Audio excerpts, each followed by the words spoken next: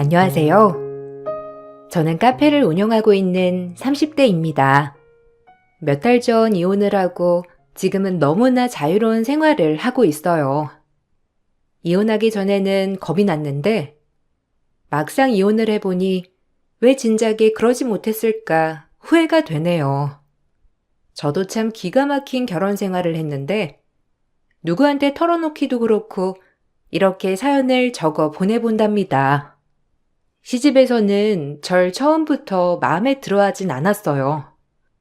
대학 때부터 만났던 남편은 결혼 당시 지역에서는 누구나 알만한 기업에서 일을 하고 있었고, 저는 작은 소기업에서 일을 했었죠.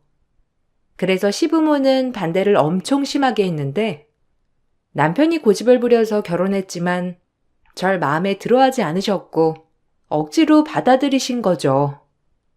그래서 결혼하고 나서 시집살이를 많이 당했어요. 너도 뭐 날 좋은 시어머니라고 생각은 안 하겠지만 나 역시 네가 우리 집 며느리로 들어온 거에 대해서 마음에 들지는 않아. 누가 봐도 우리 아들이 너보다 능력도 좋고 인물도 좋고 주변에서도 우리 아들 소개해달라는 사람들이 그렇게 많았는데 어디서 너한테 푹 빠진 건지. 아들이 전혀 말도 안 듣고 결혼하겠다고 한 거잖니. 하여튼 너도 앞으로 우리한테 잘하고 그래야지. 주말에는 뭐하니? 토요일에는 격주로 근무하고 일요일은 쉬어요. 주말에는 보통 지인들 만나거나 아니면 남편이랑 시간 보내거나 그랬는데 왜요? 무슨 일 있으신가요? 남편은 주말에 별일 있다고는 말 안 했었는데, 제가 이번 주는 친한 친구 결혼식이라서 거기 갔다 와야 할 것 같은데, 혹시 급한 일이세요? 급한 일이지. 너는 이제부터 시댁 사람이야. 네가 원래 알던 사람들이 중요한 게 아니고, 1순위가 시댁이 되어야 한다는 거지. 우선 그건 몰랐던 것 같으니, 이번 주 결혼식은 다녀오너라. 앞으로 주말은 매일 여기로 와서 살림도 배우고 이것저것 나한테 배워야지. 아직은 우리 아들이 내 손맛에 길들어져 있어서 음식도 비슷하게 해야 할 거 아니니. 그러니까 음식 배울 생각하고 오렴. 네? 어머님, 주말마다요? 그렇게는 좀 힘들 것 같아요. 아니면 어머님, 한 달에 한 번 정도 오는 건 어떠세요? 어머님도 주말에 할 일이 있으실 테고, 그때마다 볼일 못 보시는 것도 힘드시잖아요. 차라리 한 달에 한 번 시간을 내서 올게요.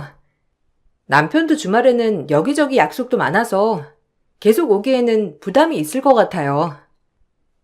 아들? 왜 아들이 여기 올 필요가 있어? 너만 오면 되는 거지. 난 주말에 별일 없으니까 앞으로 너만 잘 맞추면 되겠구나. 어차피 어느 정도 익숙해지면 그때 돼서 좀 횟수를 줄이면 되는 거니까 신경 쓰지 말거라. 시부모는 주말마다 제가 시댁에 가서 이것저것 배워야 한다고 하셨고, 갑작스러운 요청에 당황스럽기도 했지만 시부모님 태도는 완강하셨죠. 남편에게 말을 하니 몇 달 대충 맞춰주면 될 거라고 했고, 어차피 주말에 바쁘신 분들이니 그냥 제 길을 잡으려고 한 것 같다면서 한두 달 하다 보면 그만 오라고 할 거라고 말하더라고요. 그렇지만 남편 말과는 다르게 한 달, 두 달이 지나도 그런 말은 전혀 하지 않으셨는데 전 저대로 스트레스를 많이 받았고 시부모님은 저에게 마음에 들지 않는다는 티를 대놓고 내셨죠. 그런데 결혼 전에는 저에게 별도 달도 다 따줄 것처럼 하던 남편의 태도도 변했고 어느샌가 남편은 둘도 없는 효자가 되어 있었어요. 제가 피곤하고 불편해해서 남편에게 말을 했더니 언제 그랬냐는 듯 당연히 그래야 하는 게 아니냐며 저에게 말을 하더라고요. 한 번은 오랜만에 친구들이랑 약속을 잡게 되었는데 그땐 저도 항의하는 마음으로 주말에도 괜찮다며 약속을 잡았고 그랬더니 남편이 저에게 더 화를 내더라고요. 낮에 약속 갔다가 온다는 거 아니야? 뭐 잠깐 만나는 거야. 이제는 엄마 아빠도 이해해 주실 거야. 한번 미리 말씀드려. 그렇게 빡빡하신 분들은 아니니. 그래도 당신 주말에 시댁에 매일 가는데 약속을 그런 식으로 잡으면 어떡해. 차라리 평일에 저녁에 보자고 하면 되지. 안 그래도 잘 보여야 하는데 왜 자꾸 그렇게 밉보일 일을 해? 아니, 나 지금 몇 달 동안 주말에 친구 한 번 못 만나고 시댁에 간 거 알고 있어? 가서도 좋은 소리 한 번 못 듣고 매번 모자라다, 마음에 안 든다. 이런 소리만 듣고 오고 당신이 주말 내내 친구들 만나고 축구하러 가고 술 마시러 나갈 때 나는 시댁에서 청소하고 빨래하고 음식하고 내가 뭘 하는지 모르겠어. 이제 그만하려고 너무 지치고 힘들어. 뭘 몇 달이나 있다고 벌써 그만둔다고 그래. 그냥 좀 몇 달 더 참아. 엄마 아빠도 너 기 꺾으려고 그러시는 거라니까. 평생 그렇게 주말마다 오라고 하겠어? 낮에 가서 빨리 자리 끝내고 가겠다고 말씀드려. 안 그러면 또 엄청 혼내실 거 아니야. 당신도 잘못한 거 있으니까 이번에는 죄송하다고 꼭 말하고. 무슨 소리야. 난 친구들 저녁까지 만날 거야. 같이 저녁 먹고 할 거니까 이번 주에는 못 간다고 할 거야. 그리고 이제는 어머님 아버님이 뭐라고 해도 나 내가 할 일 포기할 수 없어. 당신도 그렇게 알고 있어. 뭐? 당신 제정신이야? 말도 안 되는 소리 하지 마. 그럼 엄마 아빠는 저녁 어떻게 드시라는 건데? 아직 엄마 아빠가 당신 좋아하는 것도 아니고 아직도 마음에 안 들어 하시는데 꼭 굳이 엄마 아빠랑 적을 둬야 하겠어? 점수 따야지. 무슨 소리를 하고 있어? 남편의 말에 너무 기가 막혔고, 물론 시댁에서는 제가 주말에 약속이 있다는 걸 못마땅히 하셨지만 어쩔 수 없었죠. 시간이 지나면서 조금씩 시댁에서도 절 받아들이셨고, 남편은 자기 덕분이라며 말을 하더라고요. 그렇게 노력한 보람이 전혀 없었는데 남편에게 불만인 건 다른 것도 있었어요. 남편은 저랑 집안일을 나눠서 했는데 저도 일을 하고 있었기 때문에 적당히 나누려고 했지만 남편은 자기가 돈을 더 번다면서 내가 집안일을 더 많이 해야 한다고 하더라고요. 전 또다시 다투고 싶지 않아 남편의 말을 듣기로 했죠. 그런데 남편은 그나마 적게 준 집안일도 제대로 하지 않았고 전 참다 남편에게 말을 해 다투게 되었어요. 그런데 그걸 시모한테 미주알고주알 다 일러 바쳤더라고요. 너 바쁜 애한테 집안일까지 시킨 거니? 나 우리 아들 손에 물 한 방울 안 묻히고 곱게 키웠어. 밖에서 일만 잘하라고 그렇게 키워놨더니만 네가 뭔데 우리 아들한테 집안일을 하라 말라 하는 거니? 이런 거 보니까 너 다시 주말마다 우리 집으로 와야 되겠구나. 월급도 아들이 훨씬 많이 버는데 어떻게 얘한테 집안일을 하라고 해? 그게 아니라요. 남편 하는 일 별로 없어요. 저도 똑같이 나눠서 똑같이 들어오는데 제가 어떻게 집안일을 하나부터 열까지 다 해요. 그건 너무 힘들고 그나마 남편이 저보다 일찍 들어올 때도 있으니까 간단한 것만 하라고 한 거예요. 제가 훨씬 더 많이 하고 있어요. 그래도 저희 같이 살아야 하는데 서로 맞추면서 살아야죠. 너만 잘하면 되지. 왜 우리 아들한테 더 잘하라고 하는 거야? 누가 봐도 우리 아들이 돈도 잘 벌고 그러는데 그 정도면 1등 남편 아니니? 넌 어떻게 해야 만족할 거야? 네 신랑이 집안일도 하고 돈도 많이 벌어야 만족할 거니? 너 그거 욕심이야. 밖에서 뼈가 빠지게 일하는 애한테 집안일 절대 시키지 마라.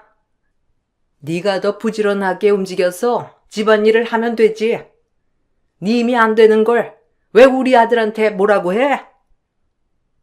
어머님, 저도 일을 하고 있어요. 생활비는 저나 남편이나 똑같이 내고 있고, 그러니까 남편은 자기가 번 돈에서 넉넉하게 잘 쓰고 있어요. 남편이 돈 많이 번다고 해서 제가 득볼 일도 없고요.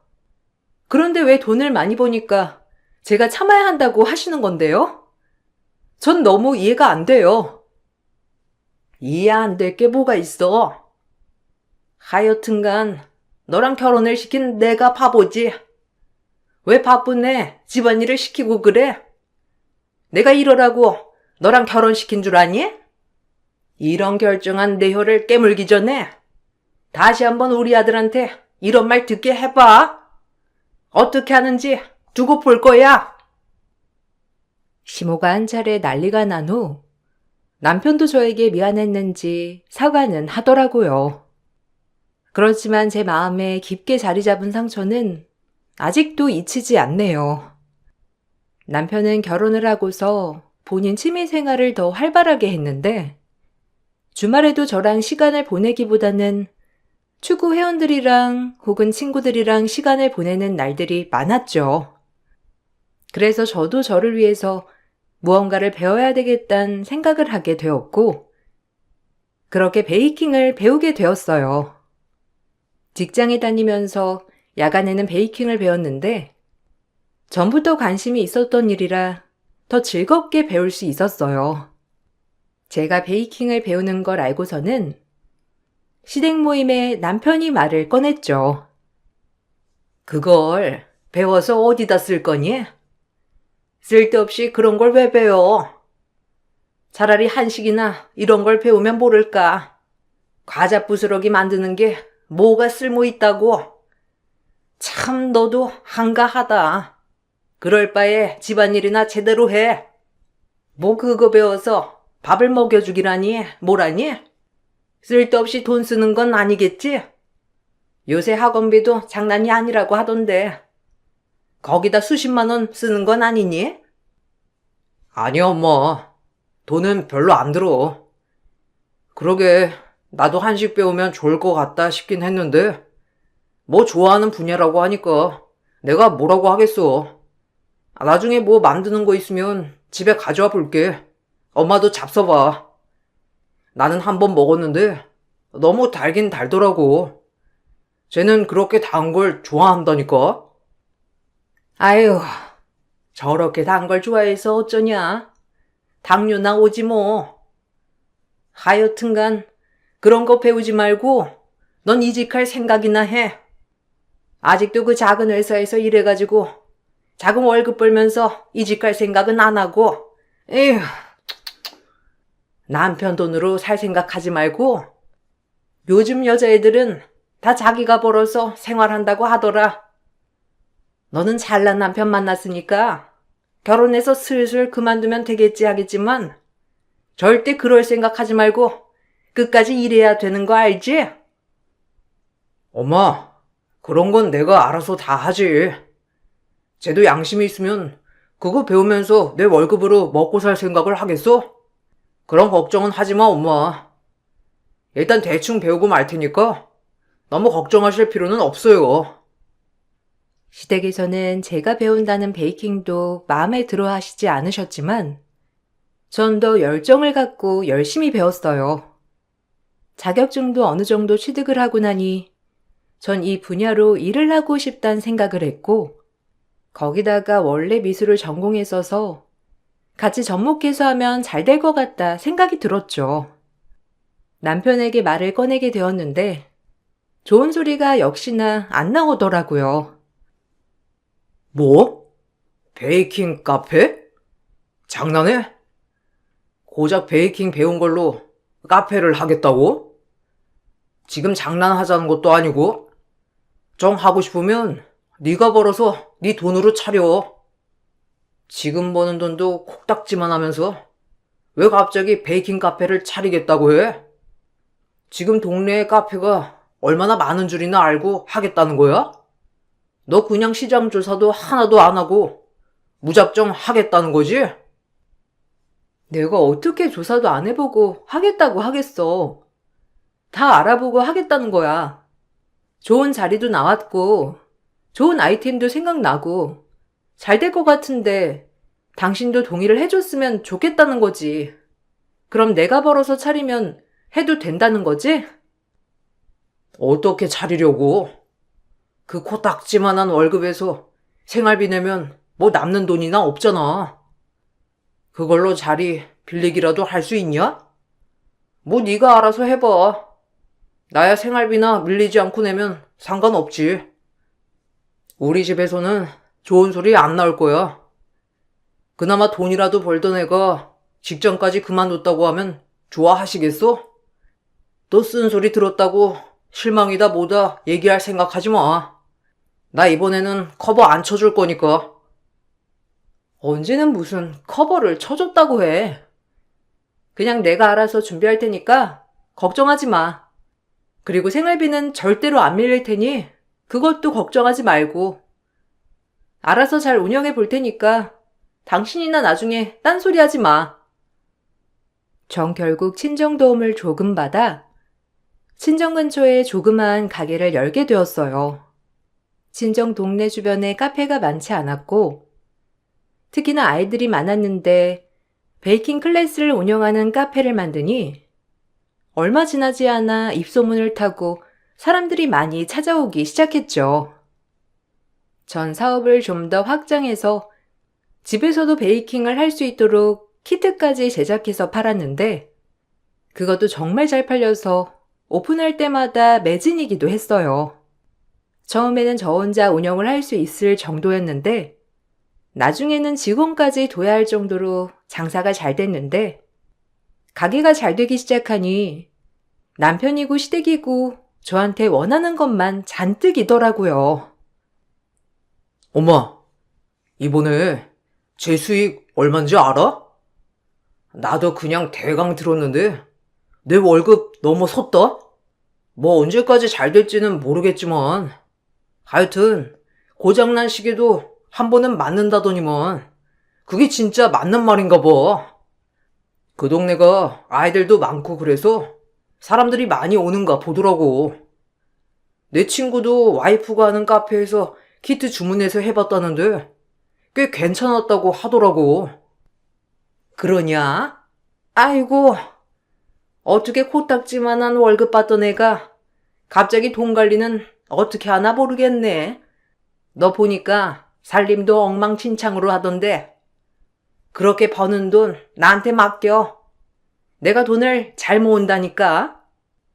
뭐 많이 버는 건 아니겠지만 지금 잘 저축해 놓아야지.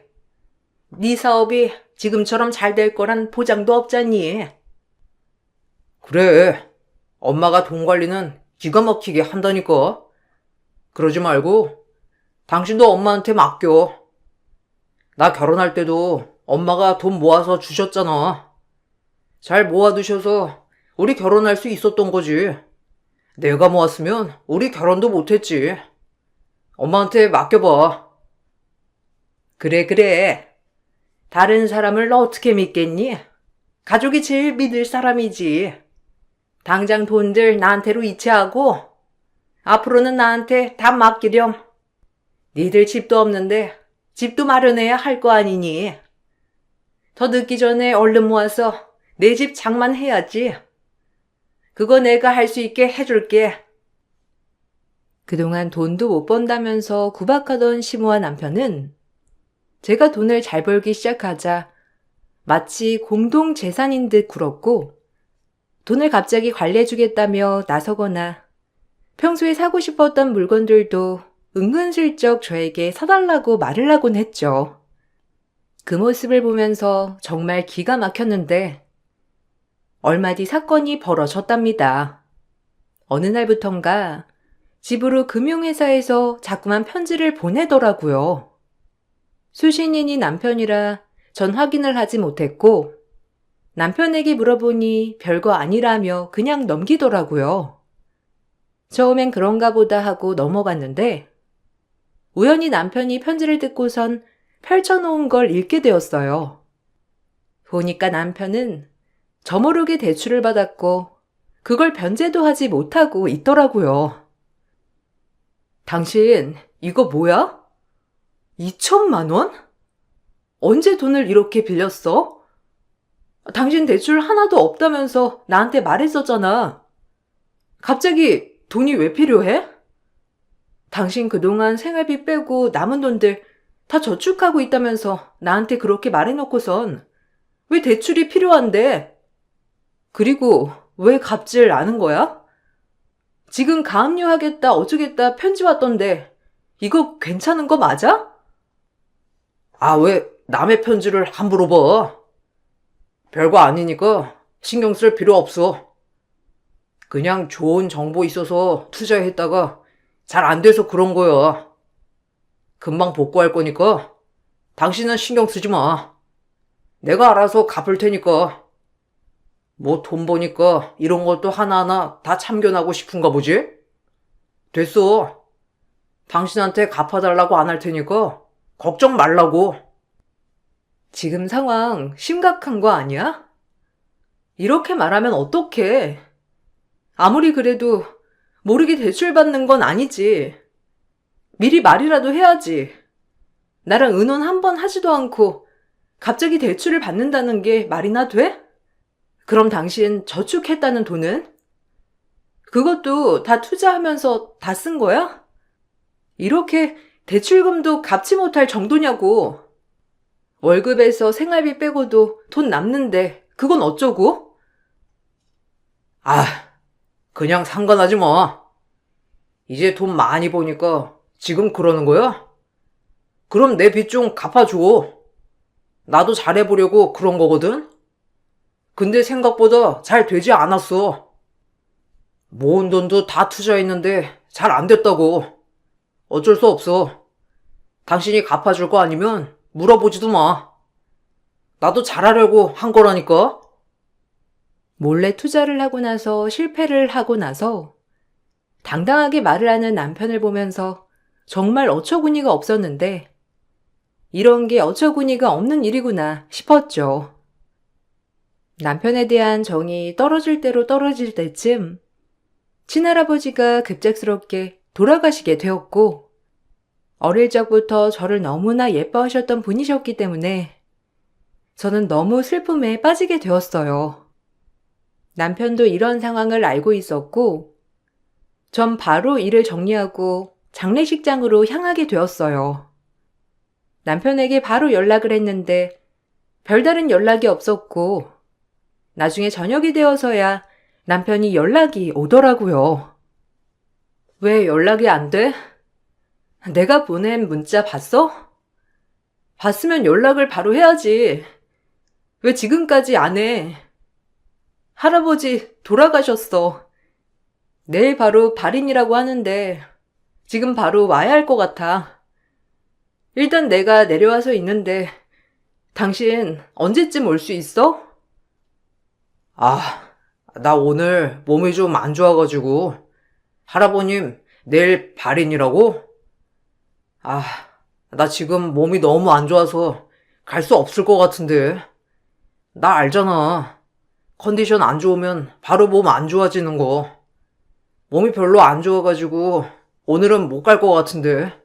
어떻게 하지? 뭐?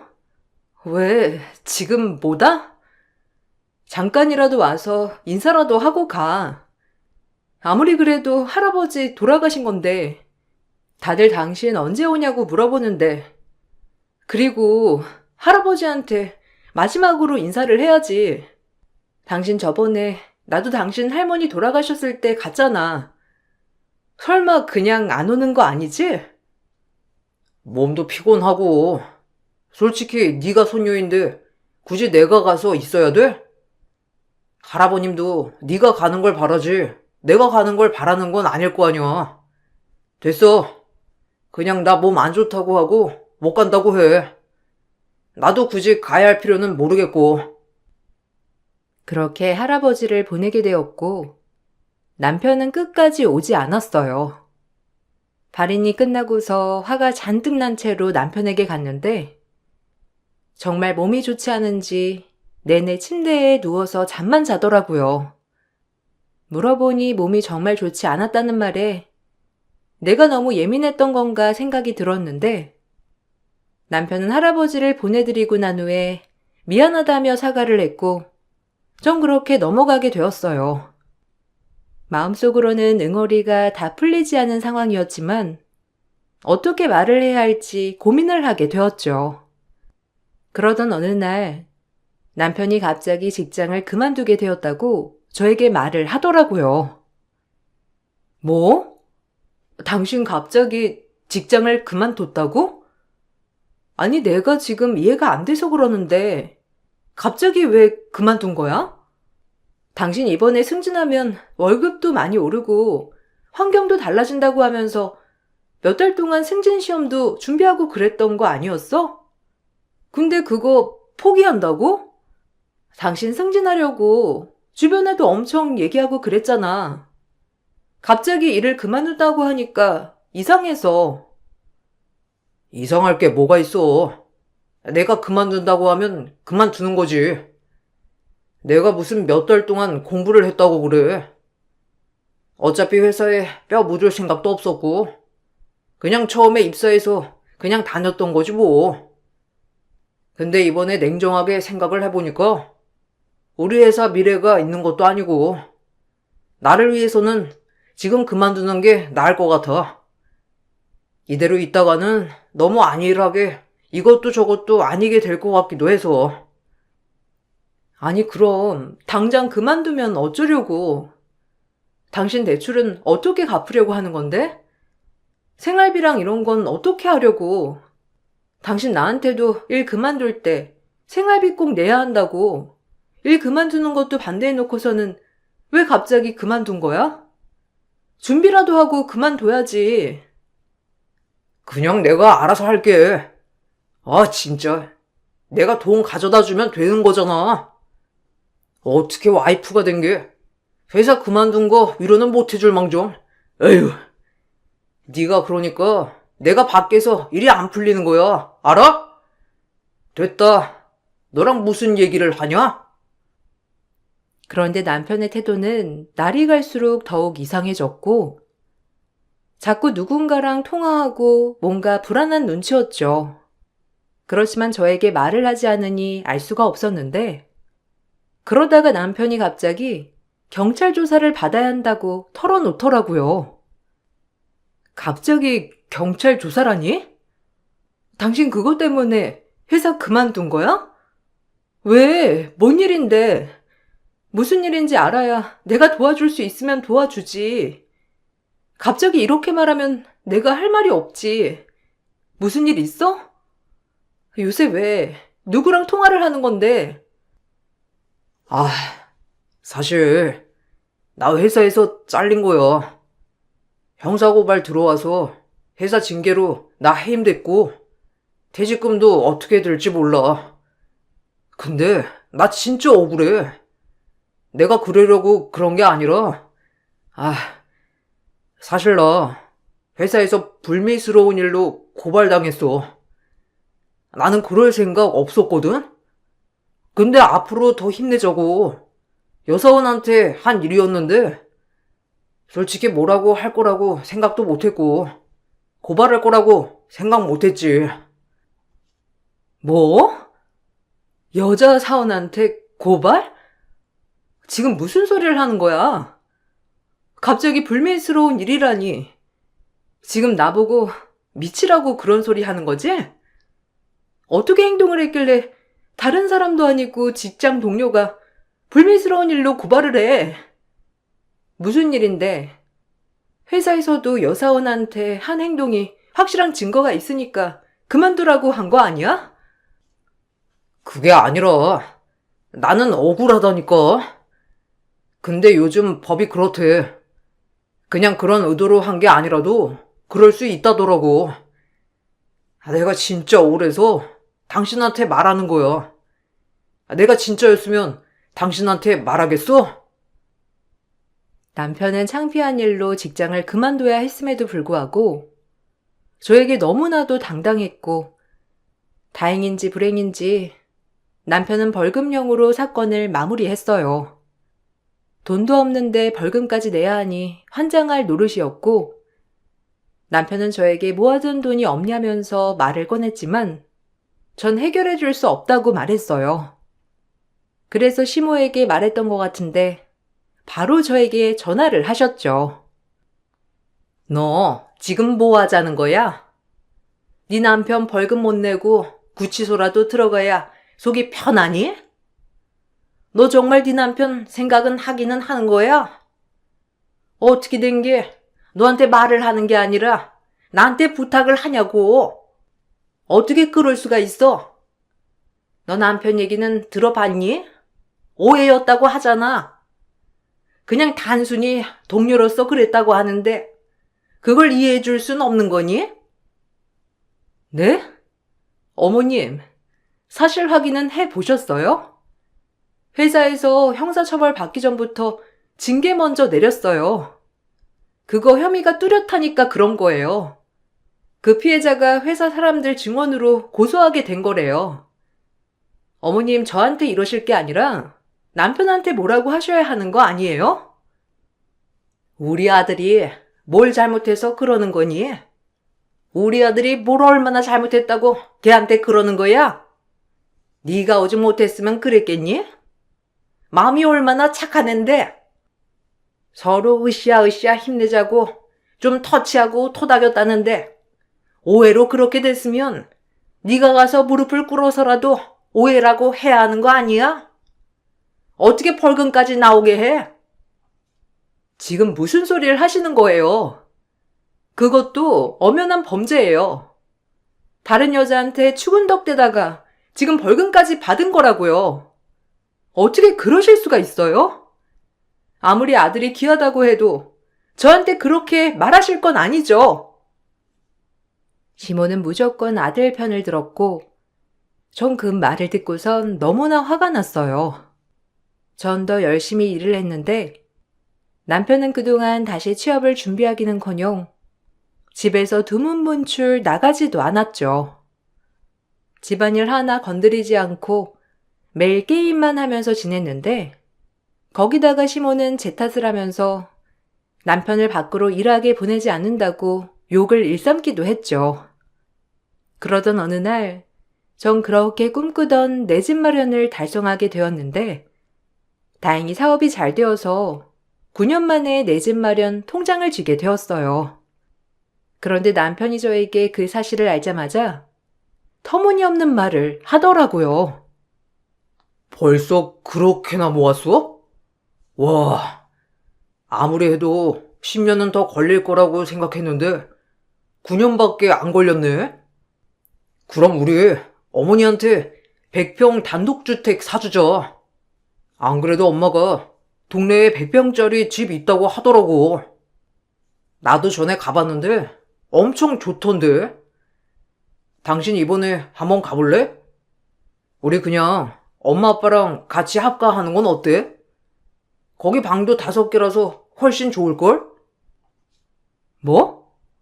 지금 무슨 소리를 하는 거야? 왜 어머님 100평 집을 사주는 건데?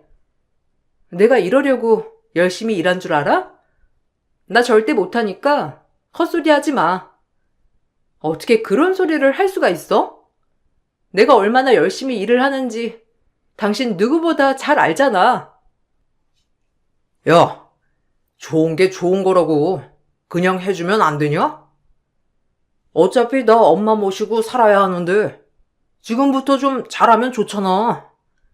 아, 너도 진짜 우리 집에서 너 별로 좋아하지 않는 거 다 알고 있잖아. 이번 기회에 네가 점수 좀 많이 따면 안 되는 거야? 나는 너랑 우리 집안 사람들이랑 좀 좋게 지냈으면 좋겠어서 그런 거야. 아휴, 됐다. 그깟 일도 못 해주면 갈라서자. 전 남편의 말에 뒤도 돌아보지 않고 바로 나왔고 그 후에 남편에게 합의로 이혼을 하자고 연락을 했지만 남편은 차일피일 미루더라고요.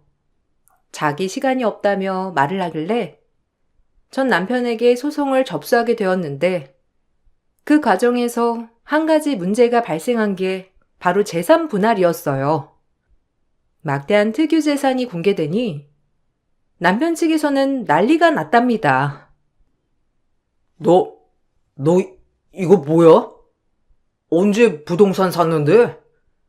너 설마 내 재산 빼돌린 거 아니지? 아무리 네가 돈을 많이 번다고 하지만 1년밖에 되지 않은 상황에서 갑자기 이렇게 부동산이 있다고? 너 생활비로 준 돈으로 다 모아서 부동산 구입한 거야? 와, 근데 이걸 특유 재산이라고 한다고? 너 너무 양심이 없는 거 아니냐? 뭔 헛소리야. 하긴 너는 이게 왜 나한테 있는지 알지도 못하겠지. 할아버지 장례식장 참석도 안 했는데 네가 알 턱이 있나. 할아버지가 주신 거고 네가 준 생활비로는 이 부동산 사는데 10년이면 반의 반도 못 사거든? 어처구니 없는 소리 하지 마. 주소 봐. 네가 버는 돈으로 살 수나 있나. 뭔 소리야? 내가 돈 안 벌어다 주면 이거 못 샀지? 할아버지가 남겨준 재산이라고? 그럼 나랑도 나눠야 하는 거 아니야? 나 이거 문제 제기할 거거든? 당연히 나랑 10년 결혼했으니까 나눠야지. 지금 무슨 소리를 하는 건지 모르겠네. 당연하게 분할을 해야 한다는 남편의 말을 들으면서 더욱 냉정하게 처리해야 되겠다는 생각이 들었고 전 더욱 철저하게 이혼 청구를 했습니다. 그동안 남편이 저 몰래 투자하며 재산을 탕진했던 내역, 회사를 그만두고 생활비도 지급하지 않았던 내용, 시부모의 심한 시집살이 등등 모든 내용들을 근거로 이혼 청구를 진행하였죠.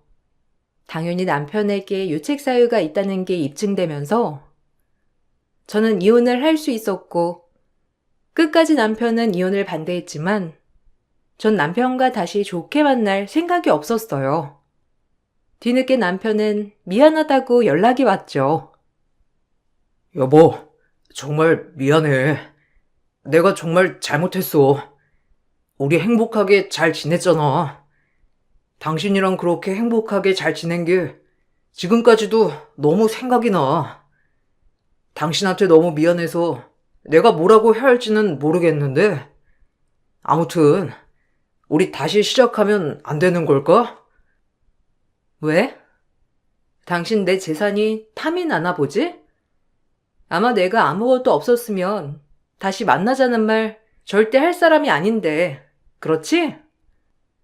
근데 당신, 내가 아무리 부자여도, 아무리 거지여도 당신이랑은 안 만나.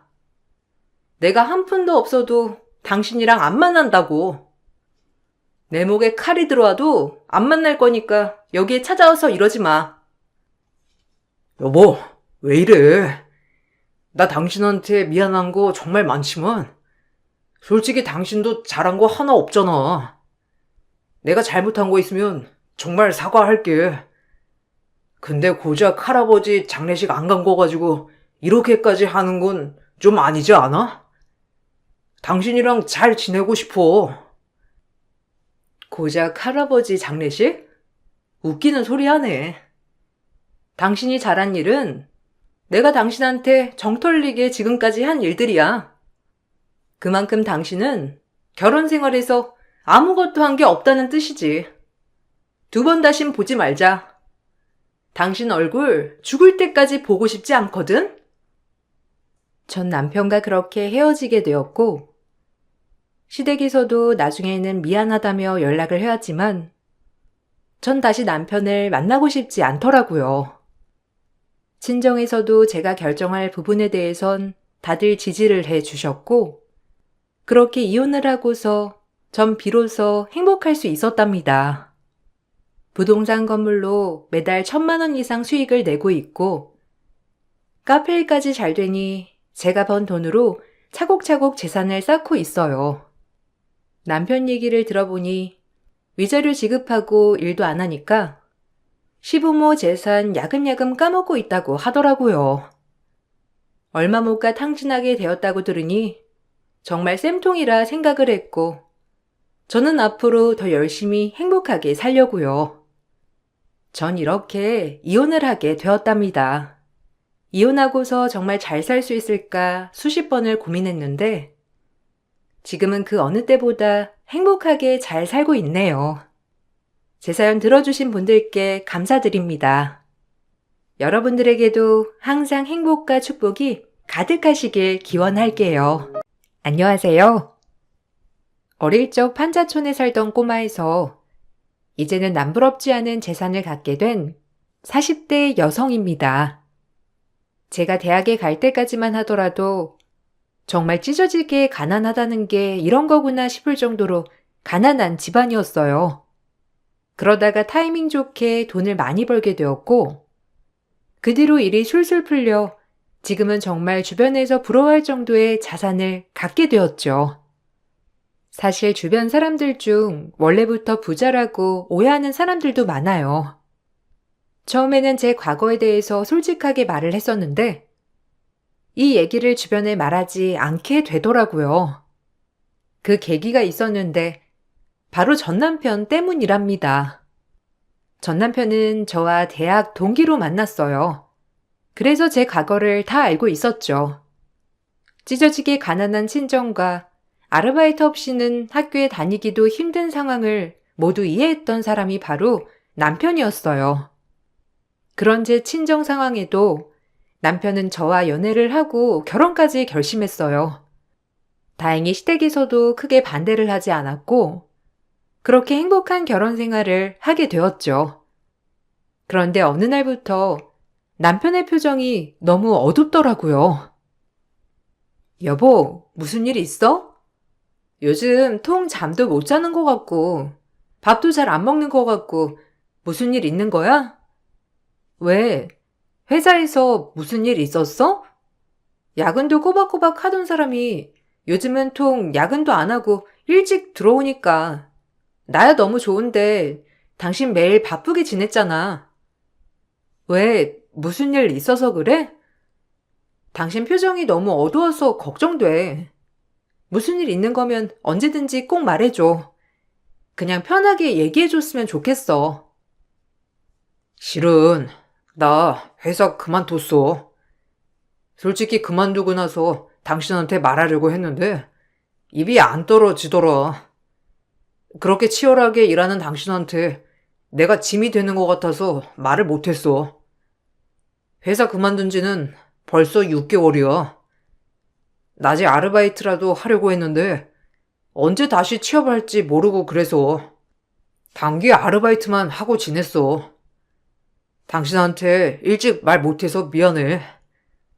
이제는 나도 더 이상 속이기 힘들어서 안 되겠어.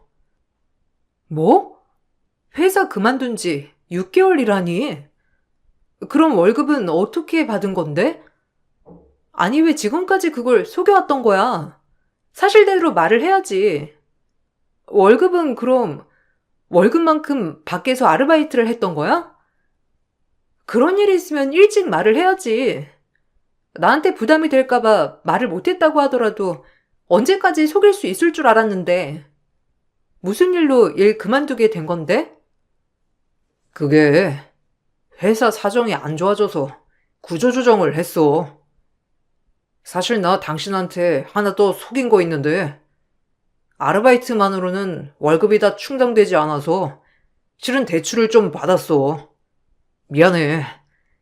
당신 집안 사정이 안 좋았던 것도 아버님이 대출 끌어다가 써서 그런 거잖아. 이거 말하면 당신 놀라서 쓰러질 것 같아서 더 말을 못했어. 근데 금방 취업할 수 있을 줄 알았거든. 근데 취업이 안 되더라고. 너무 미안해. 내가 할 말이 없어. 남편은 제 걱정에 회사를 그만두고 나서도 제대로 밝히지를 못했더라고요. 그동안 월급은 대출을 받아 저에게 보내왔었는데 더 이상 이자도 갚을 여력이 되지 않아 저에게 털어놓았던 거였죠. 처음에는 청천벽력 같은 소식이었지만 냉정을 찾을 수밖에 없었어요. 찢어지게 가난한 친정을 이해하고 받아준 남편에게 고마웠고 전 남편의 빚을 제가 짊어지기로 결심을 했죠. 다행히 제가 하던 의류 사업이 잘 풀려서 금방 남편 빚을 갚을 수 있었어요. 그때쯤 친정 상황도 많이 좋아지고 있어 크게 문제 삼지 않고 넘어갈 수 있었죠. 그렇지만 손을 뻗은 곳은 더 있었어요. 바로 시댁이었답니다. 시모에게도 돈을 빌렸다는 걸 알게 된 저는 시모의 빚까지 갚아주게 되었어요.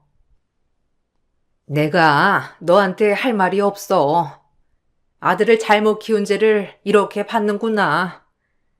처음에 선태가 일 그만뒀다고 했을 때 내가 잘 달래서 너한테 말하라고 했어야 하는 건데 나도 선태 얘기를 들어보니 당장 말해도 해결할 방법도 없고 오히려 너한테 부담만 짊어지게 하는 것 같아서 선태 말을 따를 수밖에 없었어. 정말 미안하다, 윤주야. 어떻게든 우리가 알아서 해결을 해보려고 했는데 생각보다 해결이 안 되더구나. 어머님, 괜찮아요. 너무 신경 쓰지 마세요. 그동안 얼마나 마음이 속상하셨겠어요. 어머님도 아들 직장 그만뒀으니 속상하셨을 텐데 저 먼저 생각을 하셔가지고 소갈이 하신 거잖아요. 괜찮아요. 이제 지나간 일이고 다 해결했으니 너무 마음 쓰지 마세요. 어머님한테도 남편이 돈을 빌렸다는 걸 알았으면 진작에 제가 해결을 했을 건데 어머님께 부담드린 것 같아서 제가 더 죄송하네요. 아니야. 내가 너한테 할 말이 없지. 아들이 그렇게 사고만 안 쳤어도 이런 일은 없었을 텐데. 회사에서도 퇴직금도 못 받고 나왔다고 해서 내가 어찌나 놀랐는지. 그래도 10년 가까이 다닌 회사인데 이렇게 냉정하게 잘라버리니 나도 너무나 속상하더구나. 네 일이라도 이렇게 잘 풀리니 다행이야. 안 그랬으면 우리 정말 어쩔 뻔했니? 거기 회사 상황이 많이 안 좋았나 보더라고요. 남편뿐만 아니라 다른 직원들도 다들 잘렸다고 하던데 남편도 다시 취업 준비하고 있다고 하니 좀 기다려보죠. 그동안 취업하려고 여기저기 알아보긴 했는데 잘 안 됐나 보더라고요. 그래도 요즘은 얼굴이 많이 편해졌어요. 저한테 말 못했을 때는 얼굴이 늘 어두웠거든요. 남편 얼굴이 많이 편해져서 다행이에요. 처음에는 저도 시모에 대한 고마움도 컸어요. 누구보다 절 많이 생각해 주시는구나 싶었죠. 그 뒤로 전 더 열심히 일을 했어요. 사업은 점점 더 잘 풀렸고 남편의 전 회사 연봉만큼 월 수입을 벌 수 있었죠. 덩달아 친정도 안정을 찾게 되었어요. 이런 상황에서 남편에게 전 보답을 해주고 싶었고 그래서 취업을 준비하는데 많은 지원을 해주게 되었어요. 남편이 다니고 싶다는 학원이 있다면 주저없이 보내주었고 배우고 싶다는 게 있으면 바로 보내주었죠. 공부를 시작하겠다고 했을 땐 전 남편에게 공부에만 집중할 수 있도록 살림도 한번 시켜보지 않았어요. 그런데 1년도 되지 않은 남편은 공부를 하지 못하겠다 선언하더라고요. 여보, 사실 요즘 드는 생각이 있는데 당신 너무 황당하게만 듣지 말아줘. 내가 공부를 해보니까 영 재능이 없더라고. 공부를 하다 보면 늘 줄 알았는데 느는 게 아니라 오히려 스트레스를 더 받고 집중도 더 안 되고 이렇게 허송세월 시간 낭비하는 것보다 차라리 내가 살림하는 건 어떻게 생각해? 우리 이제 아이도 가져야 하잖아. 그런데 당신 지금 하는 일 그만두고 싶지는 않고 그래서 말인데 그냥 내가 살림을 하는 건 어때? 당신이? 당신이 그래도 되겠어? 전에 한번 언뜻 말했을 때는 그래도 사회생활 하고 싶다고 했었잖아. 갑자기 왜 마음이 바뀐 거야? 나야 뭐 상관은 없지만 당신 생각도 중요하지. 거기다가 어른들은 그걸 이해를 해 주실까? 솔직히 나도 요즘 일하는 게 너무 재미있고 잘 풀리니까 슬슬 살림하는 것도 힘들고 시간도 안 나서 고민이긴 했어. 그렇지? 그런 거 같아서 말이야. 내가 공부하면서 돈도 쓰는데 거기다가 당신 일 늘어나서 자꾸 가사도우미 불러서 살림하고 있잖아. 그런 것보다 그냥 차라리 내가 전업주부로 생활하는 게 더 낫지 않을까 생각하는데 당신은 어떻게 생각해? 당신만 찬성한다면 나는 그렇게 하고 싶어. 내가 보기에는 취업을 해도 전처럼 연봉 받을 거란 보장도 없고 어차피 아이 나오면 누구 한 명은 아이를 돌봐야 하잖아. 내가 집에서 살림할 테니까 당신이 밖에서 돈 벌어오면 좋을 것 같아. 전업주부를 하겠다고 선언한 남편의 말에 전 조금 놀랐어요. 처음 남편은 제 취업에 대한 열정이 강했기 때문이었죠. 다행히 그때는 돈도 많이 벌고 있었고 여유가 있어 남편의 말이 괜찮다고 생각이 들었어요. 그렇게 아이를 낳고선 전 산후조리만 하고 바로 일터로 복귀를 했고 아이는 남편이 전적으로 보게 되었죠. 남편은 제법 살림을 잘하는 것 같았어요. 그런데 역시나 문제는 시모였어요. 아무래도 남편이 집안 살림을 하는 게 못마땅하셨는지 주말마다 오셔서는 은근슬쩍 눈치를 주시곤 했어요. 힘들지? 아무래도 엄마라는 자리가 그래. 집안 살림도 해야 하고 요즘은 이렇게 밖에서 일도 해야 하고 얼마나 힘드니? 내가 주말에는 좀 도와줄 테니까 너무 부담스러워하지 말고 주말인데 대청소나 할까? 이불 빨래하게 가지고 오렴. 이따가 바닥 좀 빡빡 닦자. 평일에 일하느라고 제대로 닦지도 못했을 거 아니야. 아들한테 아이 데리고 밖에 나가 있으라고 하고 너랑 나랑 둘이서 청소하자. 어머님, 평일에 애 아빠가 다 청소했어요. 그러니까 어머님 신경 안 쓰셔도 돼요. 그리고 어머님 매번 말씀드리지만 집안 살림은 남편이 다 하고 있어서 이제는 제가 어디에 뭐가 있는지도 잘 몰라요. 차라리 제가 아이 데리고 나가 있을 테니까 어머님 남편이랑 하실래요? 그건 좀 그렇죠? 그러니까 너무 신경 쓰지 마세요. 오늘은 그냥 다 같이 외식이나 할까요? 그래도 여자가 집안 살림을 더 꼼꼼하게 잘할 텐데 네가 신경을 좀 써야지. 애도 엄마가 보는 게 더 낫고 아무리 아들한테 말을 해도 듣질 않으니까 너한테 말을 하는 거야. 요즘은 여자가 돈 벌고 남자가 집안 살림하는 집도 있다곤 하지만 내가 보기에는 그건 아닌 것 같구나. 남자는 태어나면서부터 해야 할 일들이 있는 건데 그걸 거꾸로 하는 게 자연스럽다고 생각하니? 요즘은 니일 내일 이런 게 없죠. 거기다가 남편은 살림하는 것도 편안해하고 좋아해요. 벌써 몇 년 동안 살림했는데 어머님 매번 이렇게 말씀하시니까 제가 어떻게 말해야 할지도 모르겠어요. 아이도 살림도 저보다 남편이 더 꼼꼼하게 잘해요. 저는 그 대신 밖에서 열심히 돈 벌고 있잖아요. 아무리 제가 돈을 많이 벌고 용돈을 드려도 그때만 고맙다 할 뿐, 시모는 여자가 할 일은 따로 있다면서 매번 말씀을 하셨죠. 아이가 초등학교에 입학할 때 그때까지도 시모는 저희의 생활을 무척이나 못마땅해 하셨어요.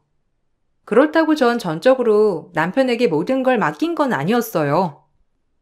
저도 같이 집안 살림을 하기도 하고 제가 하지 못할 때에는 가사도우미 도움을 받기도 했죠. 남편은 생각보다 살림에 대한 스트레스가 적은 듯 보였어요. 전 그게 남편이 살림에 적성이 맞아 그런 줄 알았죠. 그러다가 학교에서 아이가 다쳤다면서 연락이 온 적이 있었어요. 그런데 남편에게 계속 연락을 해봐도 연락이 닿지 않더라고요. 전 급한 미팅을 취소하고 바로 병원으로 달려갔죠. 다행히 깁스하는 걸로 마무리가 되었지만 병원에서 나올 때까지도 남편은 연락이 닿질 않더라고요. 몇 시간 후에 전화 온 남편에게 저는 처음 크게 화를 냈어요. 당신 지금 뭐 하는 거야? 아무리 급한 일이라고 해도 전화는 받아야 할 거 아냐. 도대체 몇 시간 동안 연락도 되지 않을 정도로 급한 일이 뭐가 있는데? 내가 몇 번 전화했는 줄이나 알아? 유빈이 다쳤어. 병원에서 깁스하고 나왔고 지금 집이야. 당분간 조심해야 한대. 어떻게 아이 다쳤을 때부터 집에 올 때까지 몇 시간이나 지났는데 뭐하고 있었길래 전화 한 통을 안 해? 유빈이가 다쳤어? 얼마나 다쳤길래 깁스를 해? 배터리가 없어가지고 전화 온 줄도 몰랐어. 미안해. 사실 친구가 급하게 만나자고 해가지고 급하게 나가느라고 내가 못 봤어. 충전 잘 되어 있는 줄 알았는데 이미 전화기가 꺼져 있더라고. 당신 오늘 급한 미팅이 있었다고 한 거 아니었어? 엄마한테라도 한번 전화해보지 그랬어. 안 그래도 밖에서 일하느라 애 신경 안 쓴다고 하시는데 아이 다친 것까지 알았어 봐. 뭐라고 하시겠어? 그나저나 갑자기 친구는 왜? 거기다가 몇 시간 동안 전화도 안 될 정도로 급한 일이 뭐가 있는데? 오늘 계속 집에 있을 거라고 한 거 아니었어? 아이 끝나면 학원도 데려다 줘야 한다. 어디 가기 어렵다고 했던 거 당신이잖아. 근데 갑자기 친구는 왜 만났는데? 아니 그게 그냥 일이 좀 있었어. 자세한 건 나중에 얘기를 해줄게. 미안해. 잠깐만 만나는 줄 알았는데 시간이 이렇게 흐른 줄 몰랐어. 얘기하다 보니까 오랜만에 만나기도 했고 금방 집에 올 거라고 생각해서 그런 거야. 진짜로 별거 아니었어. 전 이 일로 남편에게 너무나 크게 화가 났어요.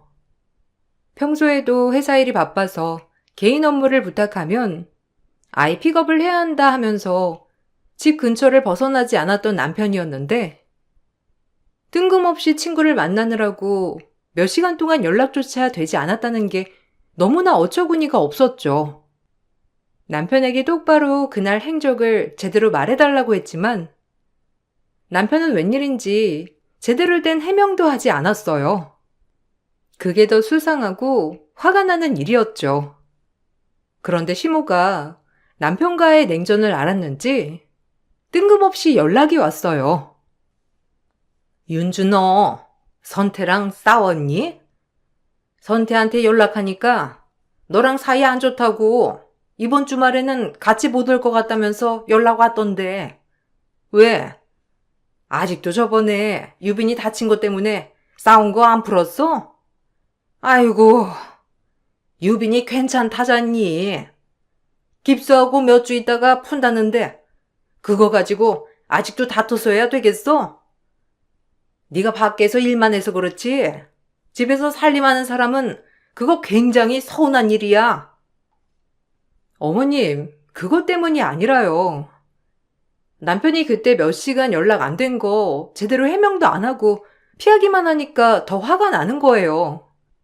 솔직히 잃으려고 있었던 것도 아니고 중요한 약속이 있었던 것도 아니었는데 갑자기 친구가 집에 찾아와서 밖에서 차 마시느라고 연락을 못했다는 게 말이 안 되잖아요. 그것도 몇 시간이나. 그런데도 제대로 해명도 안 하니까 그게 화나는 일이에요. 걔가 집에서 살림만 하느라고 얼마나 답답하고 힘들었겠어. 내가 말했잖니. 남자는 자고로 밖에서 일하고 사회생활해야 자신감이 생기는 거라고. 집에서 살림만 하면서 기껏 놓으니 걔가 숨 쉴 틈이라도 마련하고 싶었겠지.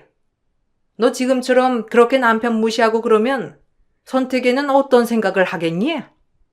안 그래도 자기 의지대로 살림하는 것도 아닌데 얼마나 자존심 상하겠어?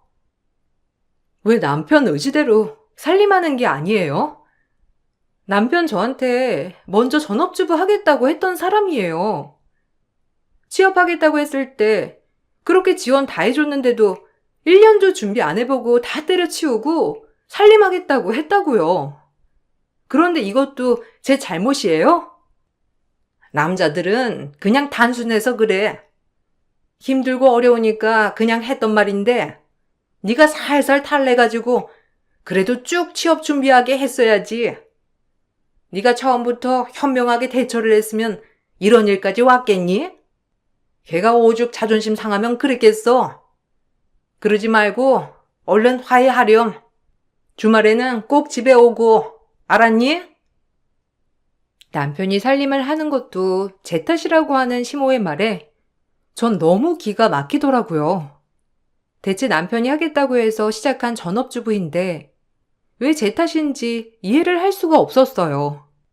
그러던 어느 날 관리사무소에서 저에게 연락이 온 적이 있었어요. 퇴근 후에 들리겠다고 하고 사무실에 들러보니 그때 정말 뜬금없는 소리를 듣게 되었죠. 사모님, 솔직히 이런 말씀 드리는 게 괜찮은지는 모르겠는데, 제가 아무리 말씀을 드려도 지켜주시지 않으셔가지고요. 그 매일 어머님 오시죠? 안 그래도 마주칠 때마다 여기 관리 사무실로 택배 맡기지 마시라고 그렇게 말씀드리고 있거든요. 근데 자꾸만 택배 기사님한테 여기에 맡겨두라고 하시는 모양이에요. 저희가 택배는 분실 위험도 있고 그래서 받지 않거든요. 어머님께 한번 다시 말씀드려 주세요. 저희 말은 아예 듣지 않으셔가지고. 네? 어머님이요? 저희 집에 어머님 안 오시는데? 잘못 보신 거 아니세요? 저희 친정엄마는 여기서 몇 시간 떨어진 지역에 살고 계시고 직장도 다니고 계셔가지고 안 오실 거고 저희 시어머니는 가까이 사시긴 하는데 오셨다는 연락 받은 적이 없어서요. 잘못 보신 것 같아요. 아이고, 아니에요. 사모님 시어머니 맞으신데 호수도 갔고 사장님이랑 같이 왔다 갔다 하시는 것도 봤는데요. 사모님 출근하시고 매번 몇 시간 있다가 여기 오셨다가 사모님 퇴근하시기 전에 가시니까 마주치지 못하셔서 그러신 거 아니세요? 어쨌든 택배를 이제는 집 앞까지 저희 보고 가져다 달라고 하시는데 그런 건 좀 힘들다고 꼭 좀 말씀드려 주세요. 관리사무소 직원은 뜬금없이 시어머니가 매일 저희 집을 방문한다고 했죠. 그동안 한 번도 시모나 남편에게서 그런 소리를 들어본 적이 없었기 때문에 처음에는 착각했나 생각을 했었는데 남편에게 물어보니 그제야 사실을 털어놓더라고요. 사실은 엄마가 매일 오셔가지고 살림해주시고 계셨어. 어른들 생각이 좀 그렇잖아. 남자가 살림하면 자존심 상하고 그런다고 생각하는 거. 엄마가 처음부터 평일에 오셔서는 살림해 주셨어. 아이 어릴 땐 그냥 아이도 봐줄 겸 오신다고 하셨는데 요즘은 그냥 나 대신 살림해 주셔. 당신한테 말할까 하다가 괜히 엄마가 와서 살림한다는 거 알면 좀 그럴까 봐. 근데 어떻게 알았어? 그걸 왜 이제야 말하는 건데? 내가 몰랐으면 평생 비밀로 하려고 했어? 그럼 당신 집에서 아무것도 안 했던 거야? 모든 살림을 어머님이 다 해주신 거고 애초부터 당신이 살림을 안 할 거였으면 취업을 하던지 아니면 나랑 상의를 해서 뭔가를 결정했어야지. 언제부터 어머님 오셨던 건데? 설마 당신 살림한다고 했을 때 그 처음부터 오셨던 건 아니지? 맞아. 처음부터 오셨었어. 처음에는 아이만 봐주셨고 살림은 도와주셨던 건데 애 어린이집 다니기 시작하면서부터는 나 대신 살림해 주신 거지. 근데 그게 뭐 잘못된 건 아니잖아. 엄마가 아들 불쌍하고 안타까워서 오셔가지고 도와주신 건데 당신한테 하라고 시킨 것도 아니고 뭐가 잘못된 것도 아닌데 왜 당신은 나한테 그렇게 화를 내는 건데? 나 이해가 안 돼서 그래. 이게 왜 안 이상한데? 여기 당신이랑 나랑 생활하는 공간이야. 어머님이 오실 거였으면 당연히 나도 알고 있어야지. 지금껏 어머님이 살림을 하시니까 자꾸만 당신 자존심 상하게 하지 말라. 이런 소리를 하셨던 거구나. 그럼 어머님이 살림하는 동안 당신은 뭐 했어? 그냥 쉬기도 하고 친구들도 만나기도 하고 운동도 좀 하고 솔직히 나 살림하는 거 적성에도 안 맞고 꼼꼼하게도 못하겠어. 나도 처음에는 내가 잘할 수 있을 거라고 생각했는데 생각보다 쉬운 일이 아니더라고. 그래서 말인데 나 고민하던 거 있었는데 사업 한번 시작해볼까 해서. 당신이 조금만 지원해주면 나 사업 시작할 수 있을 것 같거든? 이왕 이렇게 밝혀진 거 내가 사업하게 당신이 좀 도와주는 건 어때? 남편은 자신이 살림을 하지 않고 모두 시모가 대신했다는 게 밝혀지자 뻔뻔하게 나오더라고요. 그동안 남편에게 살림을 맡겨 한편으로 미안했던 전 배신감이 들었지만 애가 학교 들어갈 때까지 두 사람이 철저하게 절 속였을 정도로 치밀하게 숨겼던 그 노력을 인정해 주기로 했죠. 별말 없이 넘어가는 대신 다시는 시모를 불러 살림을 맡기지 않겠다는 각서를 받게 되었어요. 그날 후로 시모는 저희 집에 오지는 않았지만 시댁에 가끔 갈 때면 온갖 눈칫밥을 먹어야 했어요. 한 번은 시모가 가족 모임을 하던 와중에 뜬금없이 눈물을 흘리셨던 날도 있었어요. 아이고, 내가 오래 살았나 보다. 나이 먹으면 죽어야지. 남들 한 번 못 보는 걸 나는 평생 두고 봐야 하다니. 아이고, 우리 아들이 얼마나 귀중한 아들인데 집에서 살림만 하고 있으라고 하다니. 옛날 같으면 소방 맞고 쫓겨났을 건데 아들이 너무 착해가지고 큰소리 한 번 못 치고. 며느리, 내가 얼마나 속상한지 아니? 요즘은 밥을 먹어도 통 먹은 것 같지도 않고 내가 선택 걱정 때문에 잠이 안 온다 안 와. 어머님, 누누이 말씀드리지만 남편이 먼저 살림을 하겠다고 한 거라니까요. 제가 살림을 하라고 해서 한 게 아니라 어머님 속상하다고 하셔도 어쩔 수 없어요. 남편이 취업하고 싶지 않다고 한 거고 그래서 제가 밖에서 돈 벌어 오는 거잖아요. 어머님 거꾸로 제가 살림하고 남편이 밖에서 돈 벌어 왔어도 저 불쌍해서 이렇게 우셨을 거예요? 아니잖아요. 어머님 자꾸 그러시면 저 너무 속상해요. 그래, 너 말 잘했다. 여자가 너무 밖에서 기 펴고 다녀도 남자가 기를 못 펴는 거야. 네가 우리 아들 복을 다 빼앗아 버리니까 제가 기운 없이 기 죽어 있지. 네가 사업이 왜 잘 되는지 아니? 그거 다 우리 아들 기를 가지고 가서 그래. 애초에 아내는 남편이 잘 클 수 있게 뒷바라지하는 게 도리인데 너는 거꾸로 너 잘나려고 우리 아들 보고 뒷바라지 시킨 거 아니니? 뭣도 없는 애 그나마 아들 뒷바라지 잘하겠거니 싶어서 받아줬더니만. 시모의 말에 전 너무 황당하고 황당했어요. 거기다가 아무 말도 안 하는 남편의 태도에 더욱 어이가 없었죠. 전 그날 후로 남편에게 사업을 하던 취업을 하던 사회생활을 시작하라고 했어요. 처음에는 남편은 그냥 전업주부로 평생 살겠다고 했지만 냉정한 제 말에 지인들이랑 모여 사업체를 만들어서 운영하게 되었죠. 처음에는 제법 잘 꾸리는 듯 했어요. 좋은 아이템으로 시작한 사업이라서 그런지 조금씩 쭉 성장을 하더라고요. 그맘때쯤 저는 제가 운영하던 의류 사업을 다른 사람에게 넘겨주게 되었고 전업주부로 전환을 하게 되었어요. 그때부터인가 시모는 절 무척이나 무시하기 시작하시더라고요. 그거 봐라. 콧대 없던 네가 이렇게 될 줄 누가 알았겠니? 그나마 다행이지. 적자 안 나고 사업 팔아먹어서. 네가 그동안 우리 아들 기 빨아먹었던 게 사실이지? 너 망하고 나니까 우리 아들 사업 잘 되는 거 보이니? 너 지금까지 그렇게 잘 됐던 거 네 덕 아니고 우리 아들 덕이야. 알았니? 그러니까 앞으로 좀 잘하렴. 우리가 몇 년을 너한테 배려해 줬잖니. 이제는 네 차례야. 알지? 요즘은 왜 용돈도 안 주고? 아, 어머님. 그렇게 말하시면 저 너무 섭섭하죠. 저 사업하면서 잘 풀리니까 그동안 어머님한테 용돈도 넉넉하게 드리고 그럴 수 있었던 거예요. 어머님 말씀대로 저 이제 일 안 하니까 용돈 받으시려거든 남편한테 한번 말해보세요. 남편 저한테 생활비도 제대로 안 주고 있는데. 생활비가 뭐가 필요 있어? 어차피 아들 카드로 장 보고 있을 텐데. 집에서 살림하는 애가 돈 지고 있을 필요가 뭐가 있니?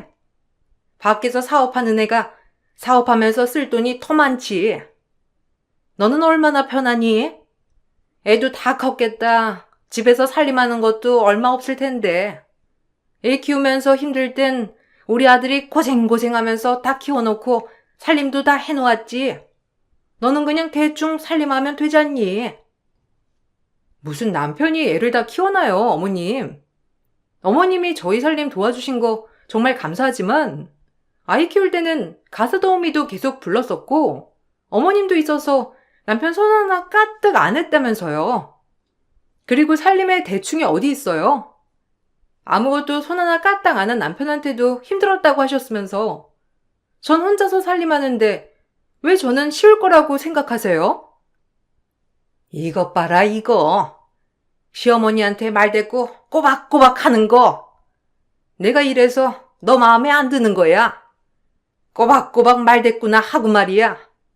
네가 기가 이렇게 세니까 우리 아들이 기 제대로 파고 살고나 있겠니? 아이고 내 팔자야. 어떻게든 제 길을 꺾어보려고 하는 시모의 말에 전 항상 대응을 했지만 시모는 그럴 때마다 제가 마음에 들지 않는다는 티를 팍팍 내셨죠. 그 후로 이 모자와 연을 끊게 된 계기가 발생했어요. 일이 잘 풀려 98억 빌딩을 매입하게 되었고 남편과 준공식 날 동네 잔치를 열게 되었죠. 행복한 미래만을 꿈꾸던 찰나에 저에게 찾아온 건 행복한 미래가 아닌 시모의 이혼장이었어요. 시모는 아주 환한 얼굴로 이혼장을 가지고 오더니 제 뺨을 이혼장으로 치셨어요. 내가 이날만 얼마나 기다렸는지 아니? 네 콧대 한번 납작하게 해주려고 이때만을 고대하고 있었어. 반자촌에서 거지같이 자란 애가 우리 아들이랑 결혼한다고 했을 때 마음에 안 들었지만 그만큼 우리 아들한테 잘하겠거니 했었거늘. 이날 이때까지 무시하고 갈시하던 게 바로 너잖니? 이제 너 내 며느리 아니야. 너는 달동네 판자촌이 딱이야. 찍거라. 애초에 네 배경이 그렇잖니.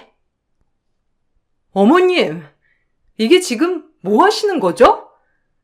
제 뺨 치신 거예요? 왜 이러시는진 모르겠는데 이거 큰 실수하시는 거예요. 제가 이날 이때까지 꾹 참았던 건 제 아이 할머니시고 제 아이 남편이니까 참았던 거지 결코 두 분이 저보다 나아서 잘나서 참았던 건 아니거든요. 그래, 네 콧대 그렇게 높아서 이 지경 된 거야. 그렇게 남편 시어머니 무시하더니만 이제 어떠니? 남편이 98억 빌딩 갖게 되니까 이제라도 잘해야 되겠단 생각 안 드니? 왜? 이것도 네 거 같아? 절대로 우리 아들이 너한테는 안 주지. 네가 여기에 기여한 게 뭐가 있다고 그러니? 이거 어차피 우리 아들이 열심히 일해서 번 돈으로 마련한 거니까 너한테는 털끝 하나도 나눠줄 수 없으니 그렇게 알거라.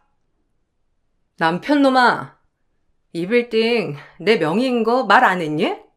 참나, 그 잘난 아들 하는 사업 죄다 말아먹은 것도 모르시나 보네요. 이때까지 아무것도 안 하고 탱자탱자 놀던 사람이 갑자기 사업한다고 해서 잘 되는 게 이상하단 생각은 안 하셨나 봐요. 네, 이혼 도장 찍겠습니다. 근데 저 달동네 판자촌 안 어울리거든요. 제가 보기에는 어머님이랑 남편이 딱인데 이사 준비하셔야 되겠어요. 전 바로 이혼장에 도장을 찍었죠. 그러자 시모는 처음 듣는 얘기였는지 당황스러워 하더라고요. 나중에 상황을 알게 된 남편은 그제야 부랴부랴 상황을 수습하려고 난리였죠. 그렇지만 전 이 두 모자에게 질릴 대로 질려버렸어요. 사실은 남편이 지인들과 운영하던 회사는 3년도 못 가 망해버리고 말았어요. 동업자에게 뒤통수 맞고 빚만 잔뜩 짊어지게 된 남편은 자기 나름대로 수습하려다가 더 큰 빚을 만들고 왔죠. 엉엉 울며 자기를 살려달라는 남편의 부탁에 전 그걸 인수하고 정리를 했어요. 사실 시모에게는 제 회사를 팔았다고 했지만 대표 자리만 넘겼을 뿐 지분은 제가 가지고 있었고 회사가 더 커지면서 정말 타 회사에 넘겨줬을 때는 어마어마한 돈을 받았었거든요. 그걸로 전 빌딩을 구입했어요. 당연히 명의는 제 명의였죠. 제가 이혼을 결심하자 시모와 남편은 그 와중에 변호사까지 선임해 제 재산을 분할하겠노라 주장을 하기 시작했어요. 절반 이상 자신의 몫이라 주장하니 더욱 어처구니가 없었어요. 전 그동안 남편이 날려먹었던 돈들과 사업하면서 대신 채무를 갚아줬던 정황 등 모든 걸 증거로 제출했어요.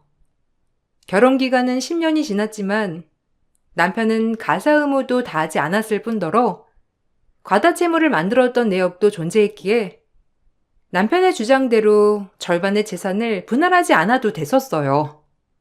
오히려 시모가 제 뺨을 쳤던 것, 제가 전업주부가 되고 난 후로 시모가 절 무시했던 메시지 등이 증거가 되면서 전 위자료를 받고선 이혼을 하게 되었죠. 그러니 조금이나마 나눴던 재산도 남편은 이미 위자료로 저에게 지급하고 남아있을 게 없더라고요. 그제야 두 모자는 저에게 미안하단 말을 하더라고요. 윤주야, 내가 뭘 몰라서 그랬던 거야. 내가 너무 옛날 사람이라서 요즘 애들은 어떻게 살림을 하고 생활하는지 잘 몰라서 그랬던 거지. 일부러 그랬던 거 아니야. 알지?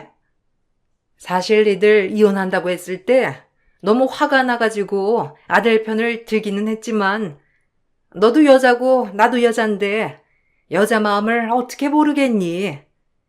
이제 그만 화 풀고 화해하렴. 니들 사이에 애도 있는데 애는 안 불쌍하니? 그러니까요. 저희 애는 이렇게 결혼 생활을 안 했으면 좋겠다고 생각해서 더더욱 안 되겠어요. 저 그동안 남편 사고 친 거 뒷수습하느라고 바빴던 거 누구보다 잘 아셨을 텐데 그게 그렇게 고가우셨나 봐요. 끝까지 아들 편 드시는 거 보면 저 절대로 재결합할 생각 없고요. 그렇게 미안하고들랑 아이 양육비나 빼놓지 않고 제때 주라고 좀 전해주시겠어요? 아이고, 아직 취업도 안 한 애가 어떻게 양육비를 주니? 넌 빌딩이라도 있지? 우리 애는 가진 것도 없어. 가진 거 없는 애한테 양육비까지 받아야 되겠니? 넌 가진 것도 많잖니? 굳이 우리 애한테 안 받아도 살 수 있는 걸 굳이 그렇게 말을 해야 되겠어? 우리 앤 안 불쌍하세요? 애한테는 할 도리는 해야죠. 그렇게 애 불쌍하니 어쩌니 하던 분은 어디 가시고 취업을 하건 말건 제 알 바 아니고요. 몇백만 원, 아니 100만 원도 아니고 100도 안 되는 몇십만 원 양육비로 받는데 그것조차 못 준다면 어머님이 아들 창피해 하셔야죠. 그쪽 아드님이 그만큼 능력이 없다는 뜻이니까 그걸로 창피해 하셔야죠. 그렇게 불쌍한 아들 기죽이지 마시고 기 살려서 일하라고 하세요. 누구보다 재산에 대해서 크게 관심을 두지 않을 것 같았던 사람이 결국에는 재산 때문에 악연이 되어버렸다는 게 너무나 슬펐지만 이 또한 운명이라 생각하고 있어요. 남편은 그 후로도 취업이 잘 되지 않아 일용직으로 생활하고 있다더라고요. 그동안 그나마 제가 생활비처럼 용돈을 드렸기 때문에 편안하게 사시던 시모도 다시 일을 시작하고 계시다고 해요. 전 제 과거를 알고 있기 때문에 그만큼 절 이해하고 위해줄 거라 생각을 했었는데 실제로는 그렇지 않더라고요. 그 후로도 종종 제 배경을 얘기하면 그만큼 선입견을 갖고 절 바라보는 사람들이 있어 요즘은 과거 얘기를 잘 꺼내지 않고 있어요. 그래도 제 과거도 현재도 모두 이해하고 절 존중해 줄 수 있는 사람이 있겠죠? 사연 들어주셔서 정말 감사합니다. 여러분들도 나의 과거와 미래가 아닌 현재의 날 존중해주는 사람들과 함께 하시길 바랄게요. 안녕하세요. 경기도 강주에 살고 있는 올해로 드디어 앞자리에 사자를 단 40대 여성이에요. 마흔이 되어보니 아직 창창할 나이이긴 하지만 그래도 여러 가지 생각이 들면서 모든 감정들이 이루 말할 것 없이 지나가네요. 전 불우한 가정에서 자라서 남편을 만나 결혼을 했어요. 어려서부터 불우하게 자라서 그런지 뭐든 아끼고 싶고 악착같이 살았답니다. 내 집 마련을 이루고 싶어서 남편과 결혼을 했어도 늘 악착같이 아끼고 살았어요. 그래서 그런지 시댁에서도 독하다며 혀를 차기도 하였죠. 하지만 그럼에도 그땐 그게 제가 잘 살 수 있는 길이라고 생각했고 우리 가정이 평화로워지는 길이라고 생각했던 것 같아요. 예, 이거 네 신우가 너 입으라고 준 건데 입을래? 너 이거 주면 감지덕지지? 너 시집 잘 온 줄 알아? 이런 옷이 가당키나 하니? 옷 괜찮아요. 집에서 입는 옷도 많고. 그리고 이거 형님이 7년 입은 옷이잖아요. 어머님, 저도 눈은 있어요. 뭐? 네 시누이가 너 생각해서 이렇게 옷도 불려주고 했는데 어머님 저도 눈은 있어요? 뭐 옷 가리냐? 그게 아니라 해질 만큼 입다가 물려주는 건 아니라는 거죠. 상식적으로 보통 멀쩡한 옷을 물려주지 누가 해진 옷을 물려주나요? 어머님, 제가 아무리 짠순이지만 그래도 보는 눈은 있네요. 그렇게 마음에 드시면 어머님이 입으시면 되겠네요.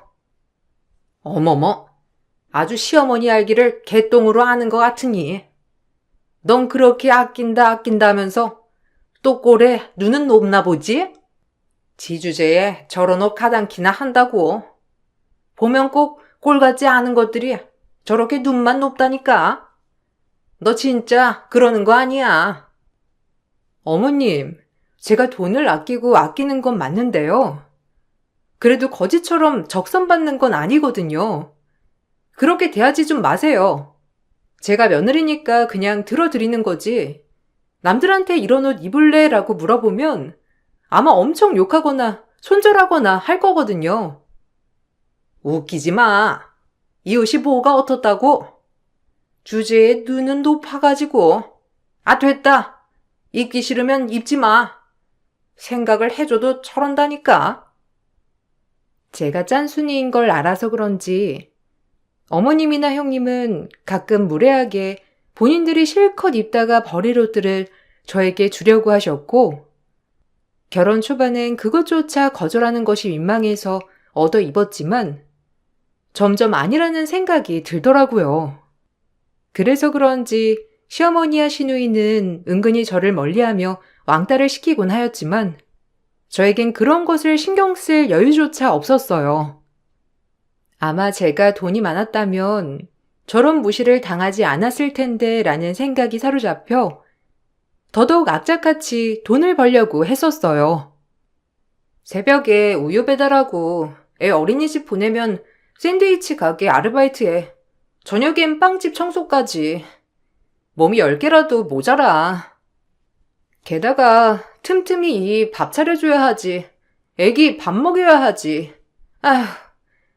그래도 집 사려면 한 푼 두 푼 아껴서 살아야지. 너 그러다 병나. 좀 즐기며 살아. 남편이 못 버는 편도 아닌데 왜 그렇게 악착같이 사니? 어린이집 애들 엄마랑도 어울리고 좀 그래. 맨날 도훈이 혼자 왔다 갔다 하는 거 보면 보는 나도 좀 그럴 때가 있거든. 너무 돈하지 마. 알잖아. 집 없는 서러움이 어떤 건지. 어렸을 때부터 무능한 부모님 때문에 가장처럼 살았고 이 집 저 집 옮겨 다니면서 진짜 서름 많이 받았어. 우리 도은이한테는 그런 서름 절대 주지 않을 거야. 집만 계약하면 진짜 좀 편하게 살아야지. 그게 너 혼자만 아등바등 한다고 되는 일이 아니잖아. 신랑은 마음대로 써제끼는데 감당이나 되겠어? 널 위해서 하는 말이야. 알겠어. 나도 조금은 내려놓고 살아볼게. 그래도 이게 마음대로 되지가 않네. 맨날 아끼고만 살아서 그런지. 너무 없이 자라서 제가 이렇게 된 걸까요? 집 하나를 사기 위해 정말 악착같이 살았어요. 때 되면 옮겨 다니느라 힘들었고, 집주인 눈치에 가슴 졸인 날들도 많았거든요. 하지만 집은 저만 사고 싶은 건지, 남편은 흥청망청 써대기 바빴답니다. 아니, 카드값이 왜 이렇게 많이 나왔어? 자기야, 이번 달에 술 너무 많이 마신 거 아니야? 자기도 직장 내 스트레스가 있겠지만 그래도 우리 이렇게 살다간 집은커녕 다음 전셋집도 못 구하겠다. 어휴, 웬 리조트야? 엄청 돈 쓴 거 같은데? 아, 남의 카드 내역을 왜 봐? 그리고 직장 생활하면서 이 정도 쓸 수도 있는 거지. 뭘 그렇게 사람을 닥달하냐? 너랑 있으면 숨 막혀. 얼마나 부자처럼 산다고 그렇게 돈을 아껴? 나가 봐라. 여자들이 얼마나 꾸미고 다니는지. 누군 꾸밀 줄 몰라? 하고 싶은 거 다 하고 살면 어쩌겠어. 우리 이번 달에만 들어갈 돈이 엄청나. 그러니까 아끼고 살자. 그놈의 아끼잔 말 좀 그만해. 난 펑펑 내가 번 돈 쓰면서 즐기고 살 거야. 너처럼 구질구질하게 안 살 거니? 그리 알아. 그럼 집은 언제 살래? 자기도 번듯한 집 한 채 마련하는 게 소원이고 꿈이라며. 그래놓고 이제 와서 나한테 이래? 집이야 네가 아끼는 것만으로도 충분히 살 수 있는 거 아니야? 그러니까 나 좀 닥달하지 마라. 나 스트레스 쌓이니까. 뭐 숨 쉴 구멍은 줘야 나도 숨을 쉬지. 그리고 남의 거 함부로 보지 마. 아무리 부부라도 남은 남이잖아. 조심 좀 해줘. 섭섭하다, 남이라니. 그리고 이 정도 얘기도 못하냐? 알겠어. 자기 스트레스가 많이 쌓인 것 같은데 나가서 바람 좀 쐬고 와. 남편과의 삶의 방향성이 참 다르더라고요. 저처럼 억세게 살라고 강요하는 건 아니었지만 그래도 가족이니 저와 같은 생각을 가지고 살았으면 좋겠다고 생각했어요. 하지만 남편은 본인의 벌이보다도 씀씀이가 큰 사람이었기에 잘 맞지 않았었죠. 그러던 중 시동생은 결혼할 여자라며 동서를 소개해 주었고 시어머니는 동서의 뒷배경을 보자 입이 찢어져라 좋아하셨어요. 자산 규모 몇백억 원대의 외동딸이라고 했고 시동생과는 운명 같은 사랑에 빠져 결혼까지 약속했다고 말을 하더라고요. 저와 다른 삶을 살아온 동서가 부럽기도 했고 여유가 많을 테니 구김살도 없을 것이고 매일이 즐거울 것 같았거든요. 내가 무슨 복이 있어서. 하영아, 내가 정말 좋은 시어머니가 될 터이니 우리 모녀처럼 잘 지내보자. 편하게 대해줘. 네, 어머님 감사해요. 제가 이 집안 팍팍 밀어드릴 수 있도록 노력할게요. 저만 믿으시면 돼요. 땡 잡은 거랍니다. 아유, 그럼 당연하지. 내가 며느리 복이 없다고 그렇게 울고불고 다녔는데 너 같은 애를 만나게 될 줄을 누가 알았니? 아무래도 형님이 좀 기울긴 하죠? 얘기 다 들었어요. 지질이 없는 집에서 시집온 거라고. 뭐 오빠가 본인 형수 궁상 맞다고 하도 얘기를 해서 좀 들었거든요. 근데 얘기 들어보니 궁상 맞을 수밖에 없는 환경이던데요? 여하튼 저랑은 안 맞지만요. 너랑은 차원이 달라. 걔 신경 쓸 일 절대 없다. 만약에 걔가 형님이라고 뭐 널 잡으려고 하면 나한테 말해. 혼내주마. 어머님은 전 누구한테 져본 적이 없는 사람이에요. 모든 돈으로 해결하면 다들 깨갱하던데요. 형님도 그러시겠죠. 원래가 돈돈하는 사람이니 저한테 얼마나 잘 보이고 싶겠어요? 제 말만 잘 들으면 형님이 그렇게 궁상맞게 살 필요도 없는걸요? 우리 아들이 진짜 여자 하나 잘 만났다. 무슨 팔자길래 너 같은 애를 만났을까 싶어. 아, 나 돌침대 하나 있으면 좋을 것 같은데. 어머, 그래요? 제가 카드 드릴 테니까 이걸로 결제하고 침대 바꾸세요. 어차피 결혼 전에 어머님 선물 하나 해드리고 싶었는데 형님이 이런 것도 안 챙겨드렸나 보죠? 그래도 명색의 맏며느리인데 참 알만하네요. 아무리 돈이 중요하단지만. 내가 너 같은 며느리를 얻고 싶었던 거야. 내가 무슨 말을 하면 척척 얼마나 잘 알아듣니? 우리 잘 맞는 고부가 될 것 같아. 미리 와서 어머님과 담소를 나누는 동서될 사람이었는데 뒤에서 제 흉을 보는 어머님과 동서였어요. 첫 동서라서 정말 잘해주고 싶었고 형님 노릇은커녕 가족처럼 따뜻이 대해주려고 했던 제 마음은 산산조각이 나버리고 말았답니다. 어머님이 신명나게 제 흉을 보셔서 그런지 동서는 첫 만남부터 저를 업신여겼고 늘 본인 집안에 돈이 있다는 걸 과시하더라고요. 전 내세울 거라고는 성실한 마음가짐 하나와 열심히 사는 것밖에 없는지라 사실 동서 앞에만 서면 제가 작아지곤 하였어요. 그럼에도 당당한 척하느라 참 힘이 들었고 동서를 대하면 대할수록 인성 자체가 글러먹어서 그런지 이젠 무시하게 되었어요. 형님, 이거 저 안 신는 구두인데 형님이 가져가서 신으세요. 발 사이즈 저랑 똑같죠? 전 너무 많아서 안 신거든요. 아니, 괜찮아. 내가 구두 신는 성격도 아니고 생각해줘서 고마운데 동서가 신던지 다른 사람 줘도 될 것 같아. 참나, 뭘 이런 걸 가리고 그러냐? 넙죽 받을 것이지. 네가 이런 거 신을 수나 있겠어? 딱 봐도 비싼 브랜드 같은데. 형님이 몰라서 그러나 본데 저한테 이 명품 구두 쌓이고 쌓였어요. 이런 말 하긴 그렇지만 제가 물려받을 자산이 대략 추정 금액만 900억 정도 되거든요. 그냥 제가 줄 때 받으세요. 아, 정 안 신으면 당근에 올려서 파시던가요. 보면 형님 아르바이트도 많이 하는 것 같은데 이 구두 하나면 한 달 정도는 쉴 수 있을 텐데 뭘 그리 버팅기세요? 어서 받아요. 어차피 저 이거 형님이 안 받아주면 그냥 바로 버릴 거니까 부담 갖지 마시고 받아주세요. 이 구두 다시 팔아도 몇백이에요. 아니, 진짜 괜찮아. 뭐 동서가 이런 거 저런 거 생각해 주는 줄 몰랐네. 어머님이나 드리던가 해. 난 진짜 필요 없으니까. 설마 뭐 기분 나쁘신 건 아니죠?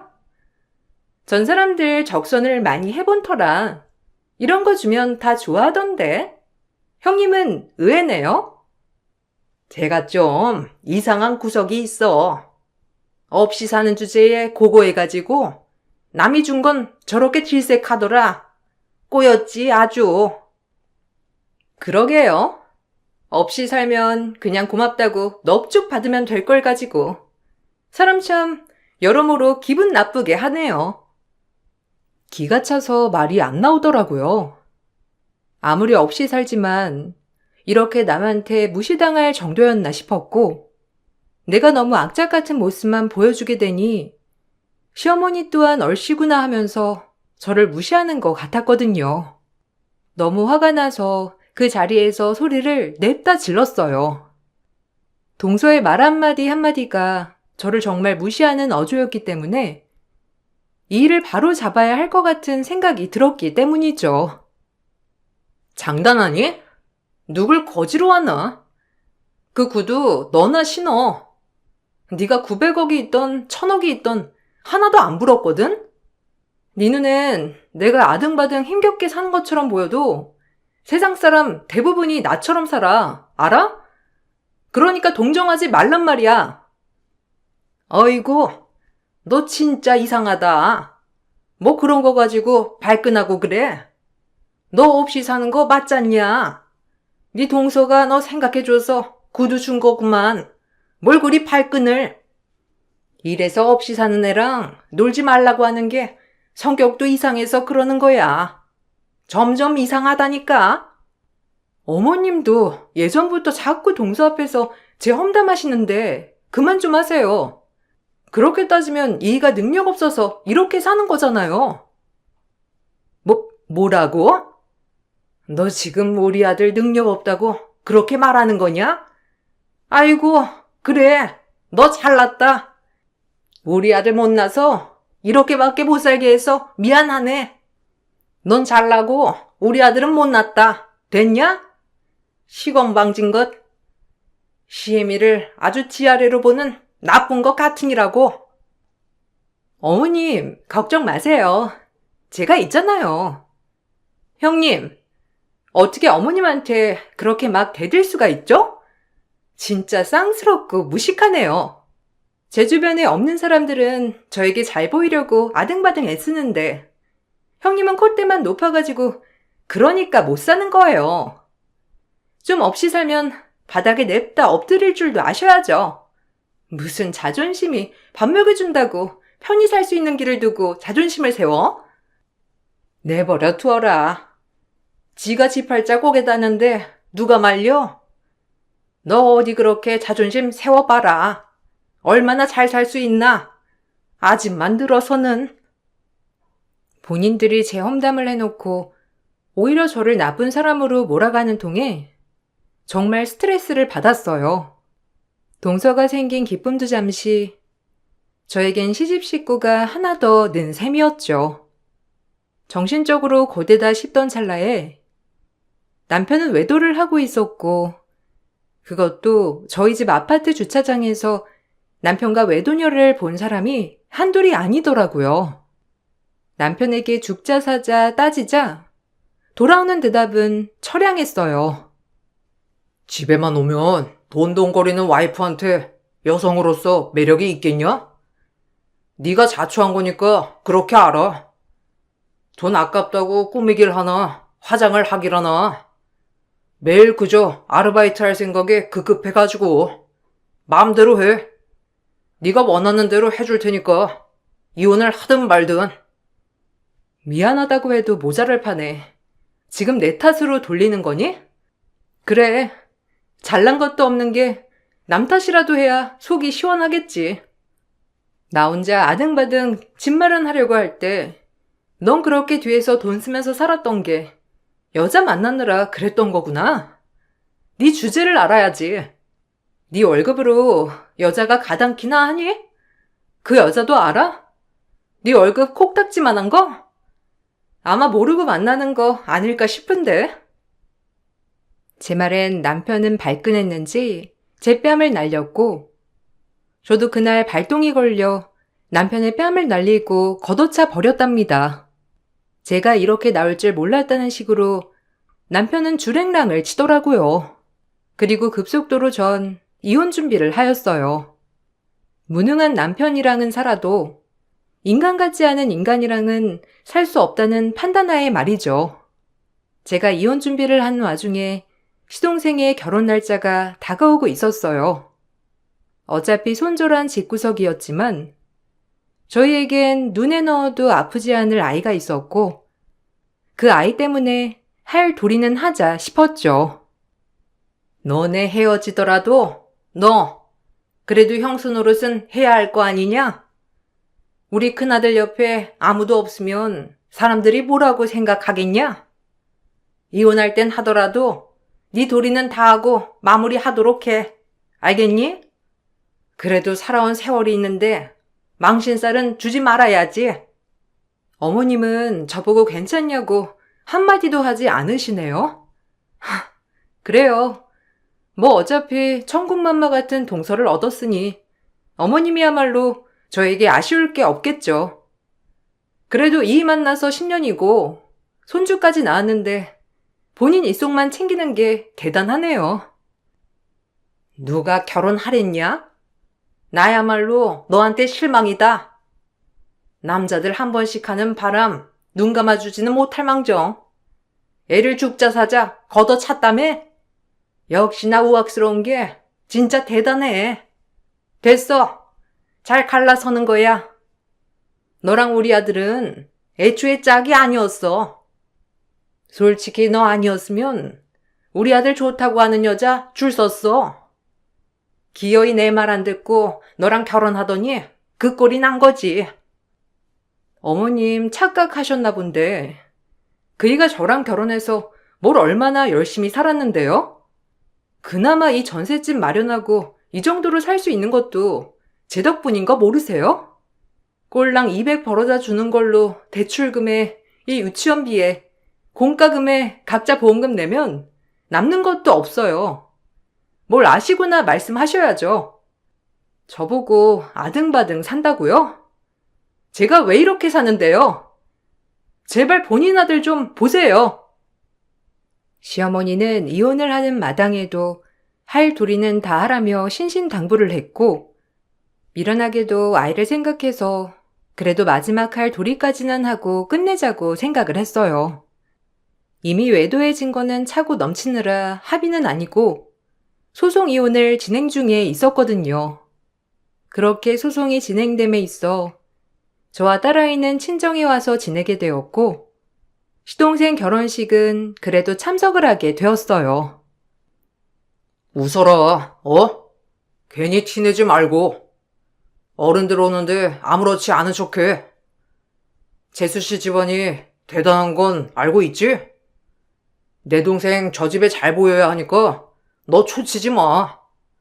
너랑 나랑 끝나도 애가 있으니까 그래도 우리 집안 잘 되기는 해줘야 할 거 아니야? 알겠냐? 너나 잘해. 도윤이 생각해서 지금도 참고 있는 거니까. 그 면상 들이밀지 마. 진짜 역겨운 거 꾸역꾸역 참고 있거든. 어디 한번 혼자 잘 살아봐. 너 아마 악착 같으니까 애 하나는 잘 키울 거다. 근데 주제에 상간녀 소송까지 걸었어? 당연하지. 내가 이대로 그냥 조용히 끝낼 줄 알았니? 너 두고 봐. 내가 인생 종치게 해줄 테니까 주제를 알아야지. 결혼식에서 제 소송 사건으로 저를 비아냥거리는 남편이었지만 하루만 잘 지나가면 될 일이라 생각하고 참았어요. 그리고 축의금조차도 하고 싶지 않았던 동서 결혼이지만 그래도 뷔페비라도 내자 싶어 10만 원의 축의를 하게 되었고 이 일은 동서의 기회까지 들어가게 되었더라고요. 돈을 적는 동서 오빠 되는 사람이 쪼르르 신부 대기실에 가서 일러 바친 겁니다. 참 우스운 게 몇백억의 자산가라면서 그깟 축의금에 벌벌 떠는 동서가 기가 차면서도 어이가 없는 마음이 들더라고요. 거렁뱅이 년. 그럼 그렇지. 이제 형님도 아닌데 못난 짝으로 여길 기어와요? 저기요. 여기 이 사람 출입시키지 말라고 했잖아. 장난해요? 10만 원? 아이고, 아주 많이도 내셨네. 고마워서 눈물이 다 나네. 비렁뱅이 같으니라고. 뭐? 비렁뱅이? 자산이 몇백억이나 있다는 사람이 이렇게 축의금에 일희일비할 줄은 몰랐네. 어머님 성화에 못 이겨서 참석한 결혼식이고 밥값이나 내자 싶어 낸 건데 진짜 어이가 없어서 말이 안 나와. 너 그렇게 사는 거 아니야, 어린 게. 저와 동서가 실랑이를 벌이고 있었고 오히려 이 모습에 밖에 저희 시댁 식구들은 웅성웅성대기 시작했어요. 아무리 동서를 옹호한다고 하더라도 이 모습의 사람들은 신부가 뭘 저렇게 오버를 하냐며 수근수근 됐거든요. 그리고 뒤이어 동서 어머니란 사람이 저에게 다가와 90도 고개를 숙였고 저 역시 그 모습을 보고 기가 차더라고요. 모든 게 동서는 가짜였거든요. 아유, 애기 엄마가 여길 어떻게 해? 아니 내가 결혼식이 있어서 온 건데 아유 일단 내 말 좀 먼저 들어봐요 애기 엄마. 아주머니 대행 아르바이트도 한다더니 오늘은 대행 아르바이트가 저희 동서 엄마 역할이었어요? 와 그럼 이 여자 뭐죠? 조용히 해요. 형님 일단 제가 다 설명드릴 테니까 여기서 큰 소리로 말씀하지 마시고 제 말 좀 들어보세요.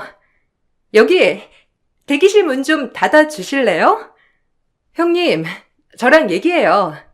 저 아줌마, 아니, 저희 엄마랑 무슨 잘 아는 사이인가 본데 일단 제 말 좀... 사이즈 보아하니 알겠다. 너의 모든 게 가짜였구나. 아주머니, 나랑 같이 우유 배달하시는 분인데 어떻게 여길... 내막은 이러했어요. 동서의 모든 것이 리플리였답니다. 900억의 자산가도 아니었고 그저 동서는 평범한 간호사였으며 부모도 없는 고아였어요. 부모가 없는 것은 죄가 되지 않았으나 동서의 모든 말이 다 거짓이었기 때문에 문제가 되었어요. 3교대 간호사였기 때문에 모아둔 돈이 많았던 동서였고 그 돈을 가지고 시동생에게 자산가인 척 접근했던 겁니다. 사실 시동생은 변리사였었고 전문직 남성에 반해 이런 모든 것들을 꾸민 자작극을 벌인 거예요. 동서의 엄마 역할로 대행 아르바이트를 하셨던 분은 저와 새벽마다 우유 배달을 했던 아주머니였고 요즘 주말마다 대행 아르바이트를 한다고 저에게 말을 해주었었어요. 한 집안을 속이고 시집 올 생각을 하다니 대단하다. 시집 온 다음에 뭐 집 망했다고 하려고 했니? 어쩜 그리 영악해? 어차피 이 집에 대해 나랑 알 바는 아니다만 인생 그렇게 거짓으로 사는 거 아니야. 사람이 어쩜 그렇게 못할 짓을 하니? 너 이거 사기 결혼이야. 알아? 내가 이걸 듣고 가만히 있을 리가 없다고 생각하겠지? 바로 잘 맞췄어. 이 결혼 진짜 아니거든. 형님, 어차피 이혼하실 거잖아요. 그러니까 그냥 눈 한번 질끈 감고 용서해 주세요. 제가 나중에 사죄 드릴게요. 네? 오늘만 참고 넘어가면 다 끝날 일이고 오빠한테는 그냥 집안 사정이 안 좋아졌다고 할 참이었어요. 그러니까 눈만 감아주세요. 그건 그거고 이건 이거지. 내가 왜 넘어가 줘야 하니? 그게 너랑 한통속이지 뭐가 달라? 나 절대 그냥 넘어갈 수 없어. 동서는 드레스를 입고 저에게 납작 엎드려 빌다시피 했지만 전 이번 일을 눈 감아줄 수 없었고 뒤이어 바로 이 모든 사실을 남편에게 오픈하였답니다. 남편이 알게 되자 시어머니 귀에 들어가는 건 바로 직방이었고 그날로 하객들이 있건 말건 드레스 입은 동서의 머리채를 휘어잡고선 시어머니는 날벼락을 내리기 시작했어요. 참 우스운 결과면서 속이 시원했어요. 감히 우린 변리사 아들을 농락해? 너 전에 고아에다가 간호사라는 게 사실이야? 그래놓고 자산가인 척 우릴 속인 거냐고? 어머님, 일단 제 말 좀 들어보세요. 자산가인 척이 아니라 제가 자산가가 되면 되는 거잖아요. 그렇죠? 저 요즘 벌어놓은 돈으로 코인도 하고 있고 엄청 억만장자가 될 거니까 두고 보세요. 그리고 여기 결혼식장인데 제발 그만 좀 하세요. 이게 뚫린 입이라고 막 말하네.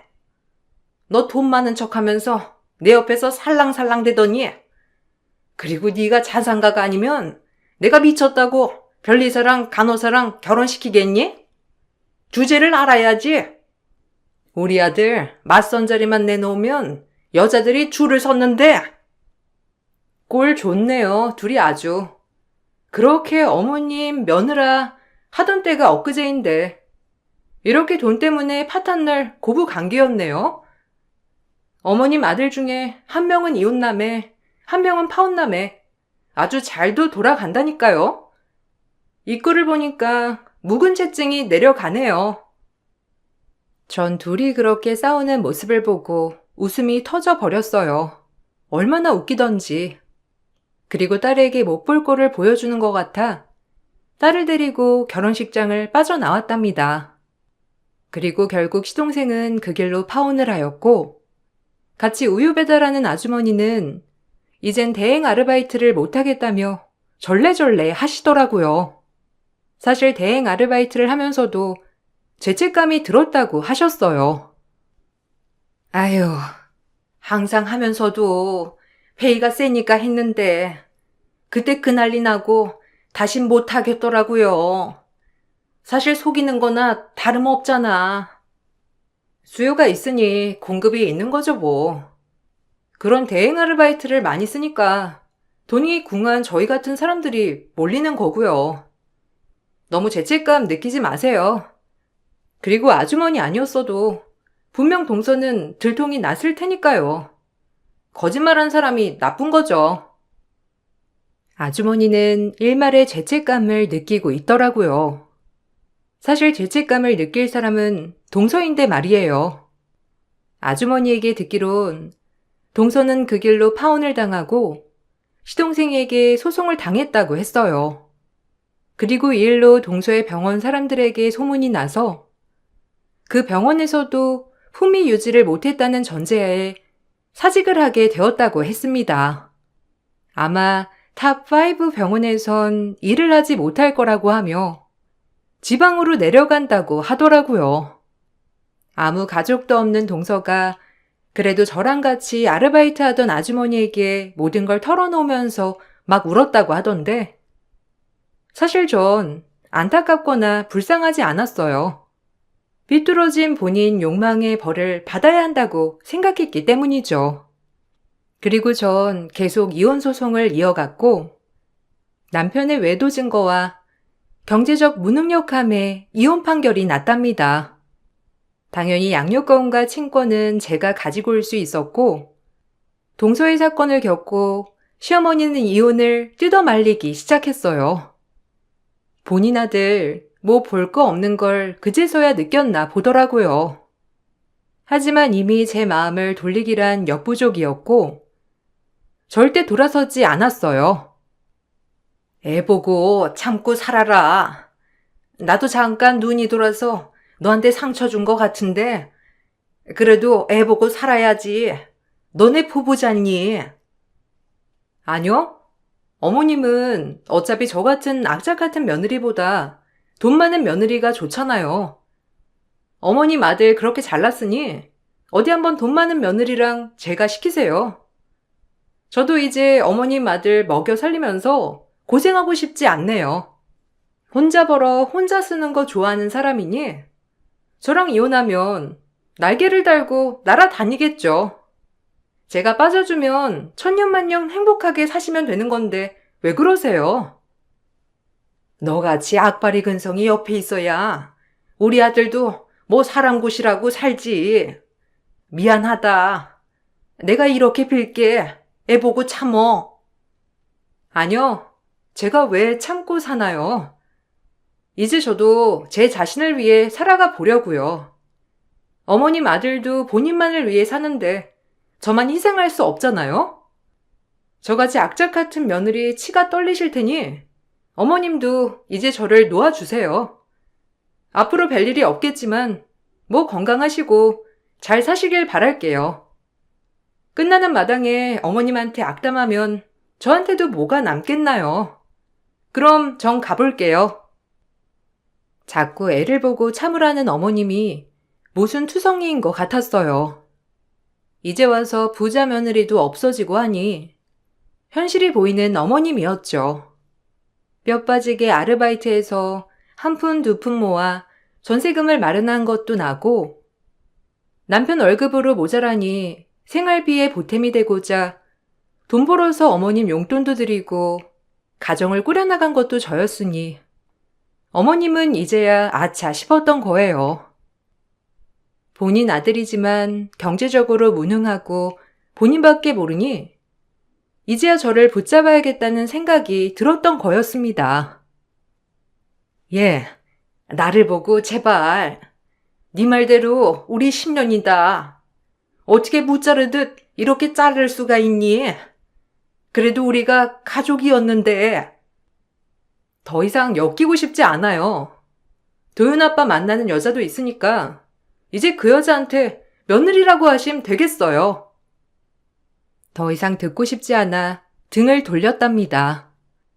상간녀에게 소송 건 위자료와 남편에게 받은 소정의 위자료, 그리고 집 전세금을 빼서 딱 분할을 하니 저에겐 그래도 꽤 큰 목돈이 만져졌어요. 그리고 아이를 데리고 싱글맘으로서 살아갈 준비를 했는데 이젠 아르바이트 말고 안정적인 것을 해야 할 것 같다는 생각에 목돈을 가지고 반영구 시술을 배우게 되었고 적성에 잘 맞더라고요. 그리고 수강생 생활을 거쳐 전 창업을 하였답니다.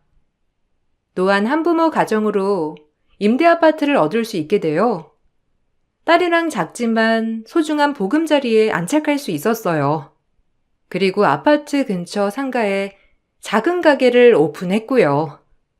소소하지만 확실한 행복이었고 온전히 저와 딸만을 위해서 사니 아등바등 살지 않아도 되더라고요. 그제야 전 제 자신을 돌아보고 꾸미기 시작했답니다. 그동안 놓고 살았던 제 자신에게 미안하여 더더욱 제 자신을 살피고 아껴주었어요. 그리고 딸아이와 전 남편의 면접 때 딸아이를 데려다 주러 남편을 잠시 만났는데 남편은 저를 보고 놀란 얼굴을 보이더라고요. 너 왜 이렇게 달라졌냐? 몰라보겠다. 차도 사고 옷도 사 입고 얼굴도 좀 환해진 것 같고 이혼하니 좋은가 봐. 당연하지. 신경 쓸 시댁이 있어. 아님 남편이 있어. 나 자신을 위해 이렇게 행복하게 살 수 있는 길을 두고 내가 왜 그렇게 살았나 싶어. 당신이 노래를 불렀잖아.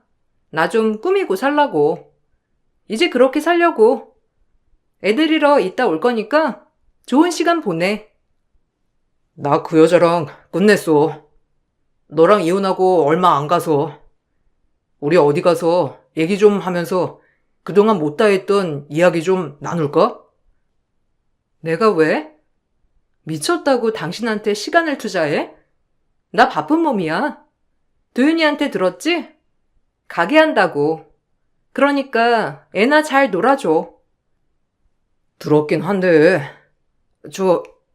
사실 미안했어. 그러니까 우리 다시 한 번만 잘해보자. 그래도 우리 사이에 도윤이가 있잖아. 왜? 당신이 버는 돈으로 사는 것이 벅차? 그래서 다시 아쉬우니 빈대 붙으려고 하는 거니? 나 예전의 내가 아니거든. 남편의 얼굴을 보고 정말 통쾌하더라고요. 복잡 미묘한 얼굴을 보니 너무 뿌듯했어요. 지금은 싱글맘으로서 살아간 지 4년 차입니다. 아직 갈 길도 멀고 힘든 일도 남아있지만 그래도 요즘엔 너무 행복한 날들이고 세상이 참 아름답게 보여요. 비록 한부모 가정이기도 하지만 딸아이에게 절대 빈자리를 느끼게 해주지 않을 거라는 확신은 여전하답니다. 그리고 창업한 지 4년 만에 전 확장 이전을 하였고 수강생까지 받는 위치가 되었어요. 악착같이 가족만을 위해 살았던 세월이 있었기에 지금이 얼마나 소중한지 더더욱 느끼는 요즘이고 앞으로 제 자신을 위해 더 열심히 살아갈 것을 각오한답니다. 저의 짧고 굵은 인생 이야기를 들어주신 여러분들 감사드리고 좋은 시선으로 들어주시길 부탁드릴게요. 좋은 하루 보내세요.